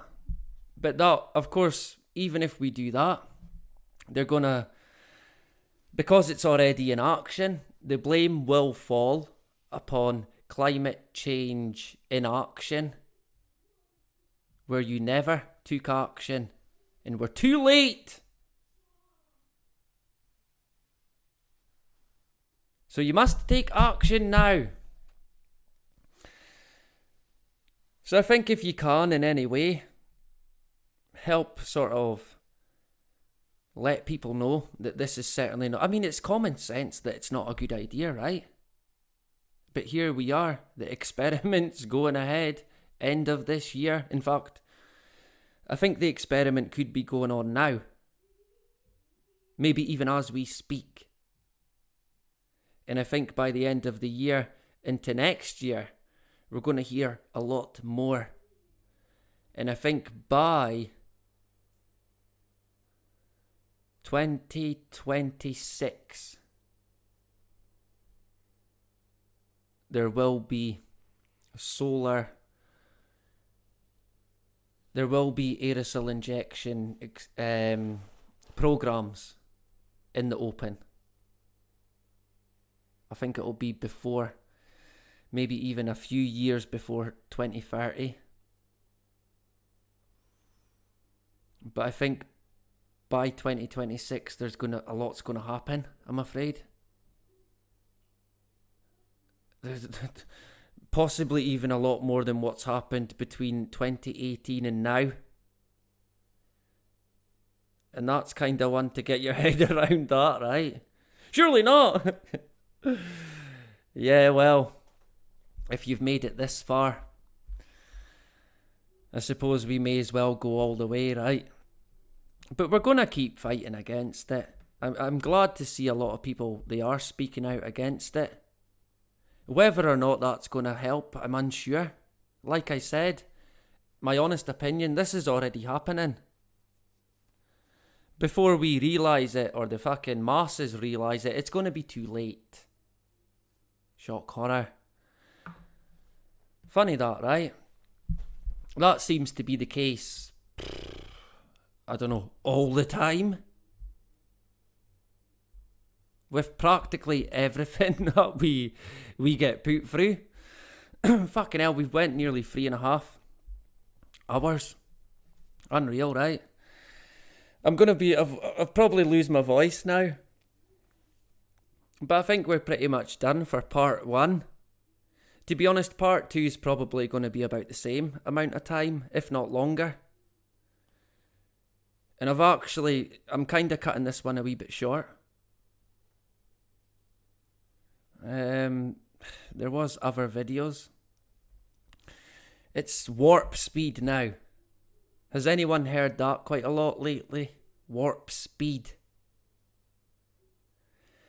This is no word of a lie. Some people might remember, or they might recall it. We covered an article about 2, maybe 3 years ago now, and it said the amount of change that's happening in the world is the equivalent of 10 years of change in 1 week. And that was a few years ago. They said that. And I mean, if you ever felt like time was speeding up, I think you might have a case there, to be honest. I don't know why that is, but I kind of get dragged to looking at CERN and what's going on there. I don't know what they're doing there, but we're certainly going to be getting into CERN again. When, I'm unsure, but I don't know. I'm hoping maybe next week. I think on Sunday afternoon I'm going to be back, and we're probably going to get into NASA. Yeah, them guys, right? Not them again. Yeah, them again. NASA again. Shock horror. At least that's what I'm considering at the moment. It might change. It's likely going to be this Sunday afternoon or Monday again. For the rest of the week, there might be 1 or 2 pre-made videos, but I'm not sure if there's going to be time for live engagement. I mean, you've got to take time out as well. You've got to take time to spend with your family and the people that you love and stuff like that. Unwind and recharge, right? Yeah, and it would be in Switzerland. Of course, what's the Switzerland flag? Fucking Knights Templar. It's a Knights Templar cross, right? You couldn't make it up. And yeah, Bill Cooper pretty much nailed it with the secret societies. He's, in my opinion, there's no better, or was no better, than Bill Cooper in terms of informing the masses in regards to the workings of the hidden hand, the cabal, the Masonic industry, as I sometimes refer to it. That's what it's like, a fucking industry. Not a good one either. Certainly not a good one. Let me jump in the chat. Let me close these down. These tabs. DJ 10 tabs over here. So many tabs. I'm drowning in tabs. Close. Oh, nearly closed. Nearly closed the stream, but you should have just closed it. That's what everyone's saying. So yeah, let me jump back. I'm not trying to annoy you. It's alright. I'm looking forward to your stream tomorrow. Like I said, I'm at the football, but I'll be, to be honest, actually, I probably won't miss that much. I'll miss maybe the first half an hour or 40 minutes maybe. It depends. It depends. If we win, I might be there longer. If we lose, I might be home earlier. That's usually the way it goes. But I think tomorrow there's people that I'm meeting as well. Hopefully, if they come, that are travelling up from Dundee, because it's Elgin against Dundee United B team. And I've got a few connections there, and it would be nice to meet them again. And hopefully they do come up, and I can meet them again, right? It's been years since I've seen them. And it's good to reconnect with old friends, right? To know that they're still there. They're still going. Still as insane as ever. Says me. Good to see Glenn. Glenn Coe. I don't know. You've changed your name again, right? Don't do it again. I'll have to issue press-ups. Of course, you can be any name you want. Just not a mad one. Some of them are classic. I love Space Hopper Mark for some reason. I think that one's the best. I like Billy Blogs as well. It's like Joe Blogs, right? I doubt very much that's your real name, second name, but who knows, right? We all know Joe Blogs, so maybe a relation, right? But it will be CERN. Concerning, or NASA, I'd imagine. Probably the next live that I do. It's your musician name. Fantastic. What sort of music do you play? You'll have to let us know. Do you upload any musical content so I can check it out? And use it in my streams, right?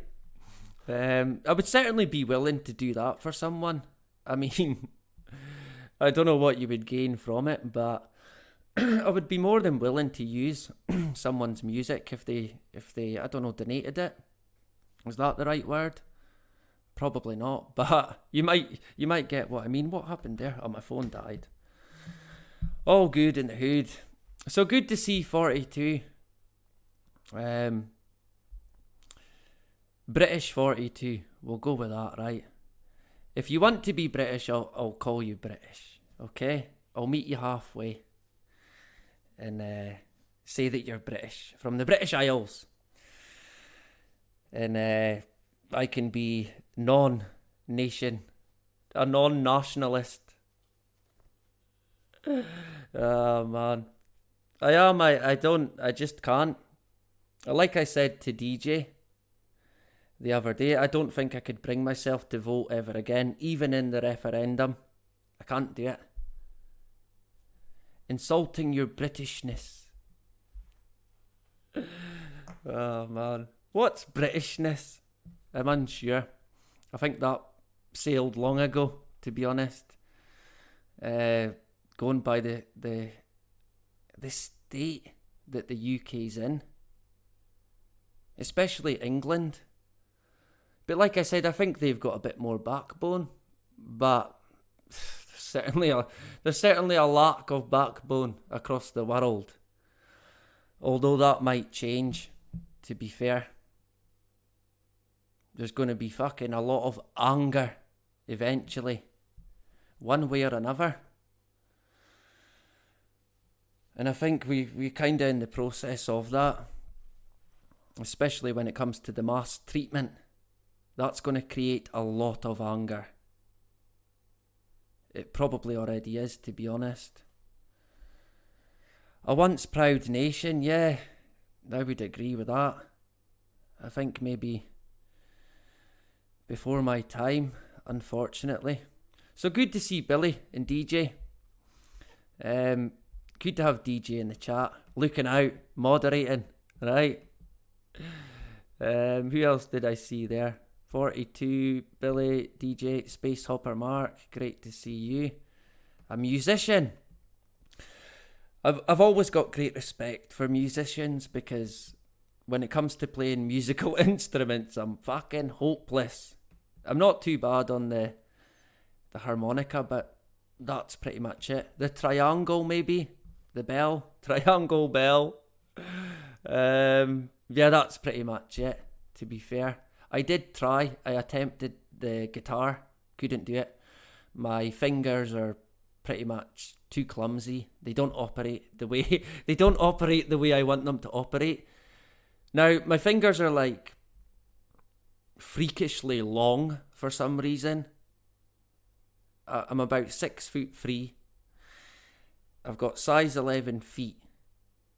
And my fingers, for some reason, are freakishly fucking long. To an extent where people point it out. And my thumb as well seems to be freakishly long.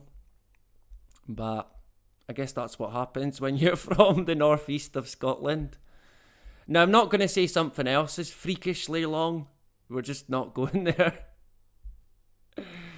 But anyway, before the stream becomes a completely different stream. Smoke Steve as well, in the hood. Still going. Hitting that pipe. Good old Steve. Great stuff. I'm going to now unwind. I always feel like I have to unwind after a live stream. Just sort of relax. And take a bit of time out. It can take a bit of energy from you. I don't know. I think if you do these sort of things, you kind of understand. But I certainly do enjoy it. I think it could be a wee bit like, you know how... I don't know, maybe athletes, after they've took part in a competition, they sort of unwind, or maybe a performer, maybe might be a better example. A musician, after the performance, they might want to unwind. So I like to kind of unwind, and usually I go and look at sort of stuff that to do with wildlife, because that's my happy place, if you like, right? I mean, we're being destroyed, but the wildlife is being destroyed in a severe extent as well. I mean, they're talking about rewilding. Fuck it, there isn't any wildlife left. They're killing the plants, they're killing the soil, they're killing the animals. What's next? Us? Let's not go there, right? Yeah, the carbon they want to get rid of. The net zero. Yeah. Wait a minute, are we the net? Quite possibly, right? Quite possibly. Zeus Scott as well. Good to see you back again. A pleasure. Hasdak, a pleasure to see you. Look, there's no one's going to spit their dummy out. At least not here, right? We can always have a difference in view. It's fine. I kind of promote it, to be honest. But no one has to fall out, right? Not on my watch. I'm not having it. People are free to do whatever they wish. It's not any skin off my nose, to be honest. But it's great to see Smoke Steve. I'll certainly give you a shout, and if I can, I'll jump on it. I seen Ragnar invited me to an open mic. If that is on the... Was it the Saturday? If it's Saturday, I'll be unable to make it, I think. So, I don't know. Hit me a message on Telegram and I'll see if I can make it, right? So, we're going to call it a night. Nearly 4 hours in. Fucking hell. That can't be right, is it? Must be. Globalists, yeah. Good one. Good one, Zeus Scott. Good to see you back again. I think I might have a Bill Cooper video. I'm hoping to be done by the end of the week. So you might want to look out for that. I believe that we are live on Twitter, Odyssey, and YouTube. As far as I'm aware, I know we're streaming now on YouTube. We should be on Twitter and Odyssey. Whether or not there's anybody watching, that's another story. But I'll tell you this. It's been quite grim researching the geoengineering, but I've enjoyed the engagement as well. And hopefully you're getting an idea of where this is heading. It needs to be stopped. Not tomorrow, not today, but yesterday. It needed to be stopped. And my dog agrees as well. He agrees. It genuinely needs to be stopped, right? We need to try our best to stop it. Now, failing that, if it cannot be stopped, or prolonged maybe,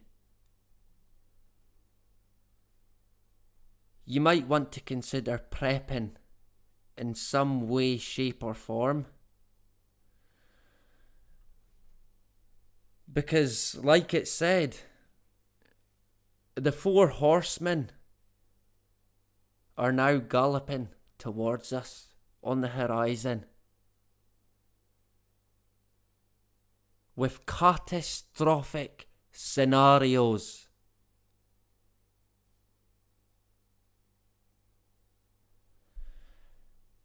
Now, on a personal level, only you're going to know how to prepare. I don't think anyone can tell anyone else how to do it. Only you're going to know what's best for you, for your family. I've got a funny feeling that either way, whatever happens, there's going to be cataclysmic events. And it's probably going to knock us for fucking 6.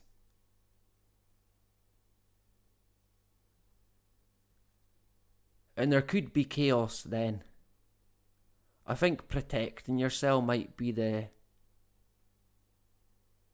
top priority. Because there's going to be a lot of people out there that turn on each other. Because that's what happens when you can't turn on the real enemy. And like Frank says there, best know the enemy. Exactly. Good to see Frank back again, and thank you for your email. I thought they had maybe gotten to Frank. I hadn't heard or seen him about. I never wanted to say too much about it because, hey, people have got their own lives to live and all the rest of that. But I kind of thought, fuck it, I've not seen Frank going about. Shit, I hope the guy's all right. I hope you're going to be all right, Billy. I don't know if you might want to give me a phone after this, because I genuinely think you're going to struggle to sleep tonight. So if you want a wee blever to help you get through, give me a shout, right? And lay off the juice. Don't be doing it. Don't be doing it. Who else did I see there? Yeah, I'm on the preppers. I mean, by all means, you can try. Or you cannot try, right? There's a lot of people who they will just sit back and say, well, what's going to be is going to be, and that's fine. But I think when you've got kids and a family, it's a wee bit different. It's hard to explain, but I mean, I can only speak for myself, but I think for maybe about 2, maybe 1.5 years, I've been kind of practicing, prepping to the way I need it, to the way it's going to suit me and my family. And it's a kind of work in progress, to be honest, but I've learned quite a lot. And I'm now sort of, I don't know, maybe halfway there in terms of at least 1, being able to cope for about a week without electricity, 2, being able to survive for at least a week without food or water. And I think that's kind of, apart from security, your priority, right? If there is going to be cataclysmic events. And I'm afraid to say I don't think we can write it out. We can't write it out. I mean, it might never come. It might never happen. But like I've said many times tonight, if the geoengineering program like I believe it is already well and truly underway, these events could well be on the horizon with the 4 horsemen. And you could not fucking make that up. So, I think we might do a prepping one again, because it got deleted. It got deleted with the channel, right? And it was quite good, actually. I might bring in 1 or 2 people onto the prepping. Maybe the Woodlander. That guy, that would be great, actually. That would be very fitting for it. He's off grid. So I might approach him and see if he would be up for coming on. That might be one for the future. A pleasure seeing Frank back again and everyone else. So, at about 10 to 2 in the morning, I guess it's good evening, good night, good morning, good afternoon, wherever you may be in this mad, mad world that we're in. I mean, where do you even start, right? Something fishy? Fucking hell, that's being polite, that. Something fishy? Yeah, smells like fucking Satanism to me when it comes to the SNP. That rhymed. There's a poem right there. A poet and never even know it. Right, there you go. Honestly, I said the other night, how long have you got to get into the failures of the SNP government? You would need about a week. And they get away with it every time without fail. Talk about tyranny. Wow. The SNP, similar to geoengineering, they need stopped. Whether that'll happen, I don't know. I guess only time will tell, right? Good to see Zoo Scott, DJ Hasdak, Frank, Billy, Glenn Cole. Who else did I see there? If I missed you, then I apologise, and I greatly, greatly appreciate your time. It went a lot longer than previously thought. I became a victim of my own syndrome. I fell into the syndrome trap. I kinda, thought it'd have been a bit quicker, but there you go. Of course, the engagement as well, and I go off on different paths that lead to nowhere. So it's hard to kind of put a time frame on a live stream, that, especially when it comes to me. So, much appreciated, right? And like I always say, whatever you do, do not live in fear. What is it they say about fear? It's a liar. Fear should be the SNP's name. It's a liar, straight up. And whatever you do, wherever you are, in this mad, mad, insane world, do not comply. Now, until next time, get out there, enjoy yourself, live your life. Anyway, that is about it. Bye-bye. We don't need no stinking badges.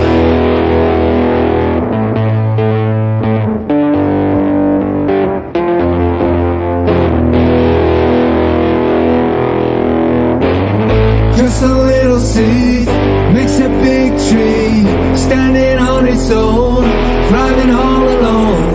Just a little seed makes a big tree, grow so high, gonna touch the sky. Just a little seed makes a big tree, spreads roots deep, branches far and wide. Masonic lockdown in your hometown, Masonic lockdown. Can you hear me now? From the top down, soul shock down, state shakedown, mass breakdown, global orders riding over borders. Get behind for the New World Order. Dr. Evil and his needle. Dr. Evil with a master plan, a false vaccine, like a bad dream. The plan's a microchip, every woman, child and man. The plan's to chip us all, to have complete control. The land, the sky, your soul. Peace like silence in the snow. Free to do exactly as you're told. Obey, consume and die. And up to heaven for your pie up in the sky.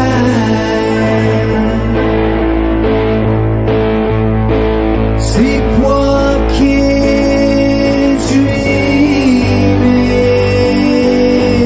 You best believe your lying eyes.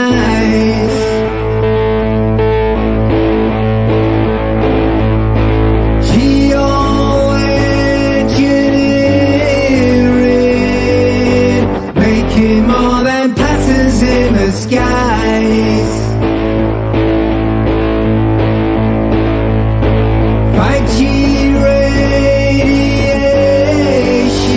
radiation, beamed to Earth from space by satellites. The scientists and media tricks, trying to tell me 2 and 2 is 5.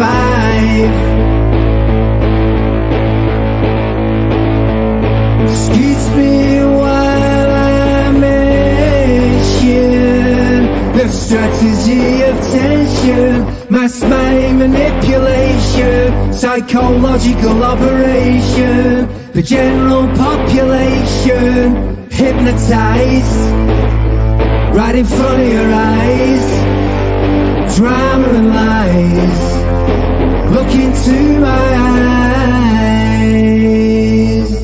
Just a little seed makes a big tree, standing on its own, flying all alone. Just a little seed makes a big tree, grows so high, gonna touch the sky. Just a little seed makes a big tree, spreads roots deep, branches far and wide. Masonic lockdown in your hometown. Masonic lockdown, can you feel me now? Masonic lockdown, soul shocked down, stay shakedown, a mass breakdown. Put your muzzle on, get back in your basket, get behind your doors, cause living here is drastic. Dr. Evil and his needle. Dr.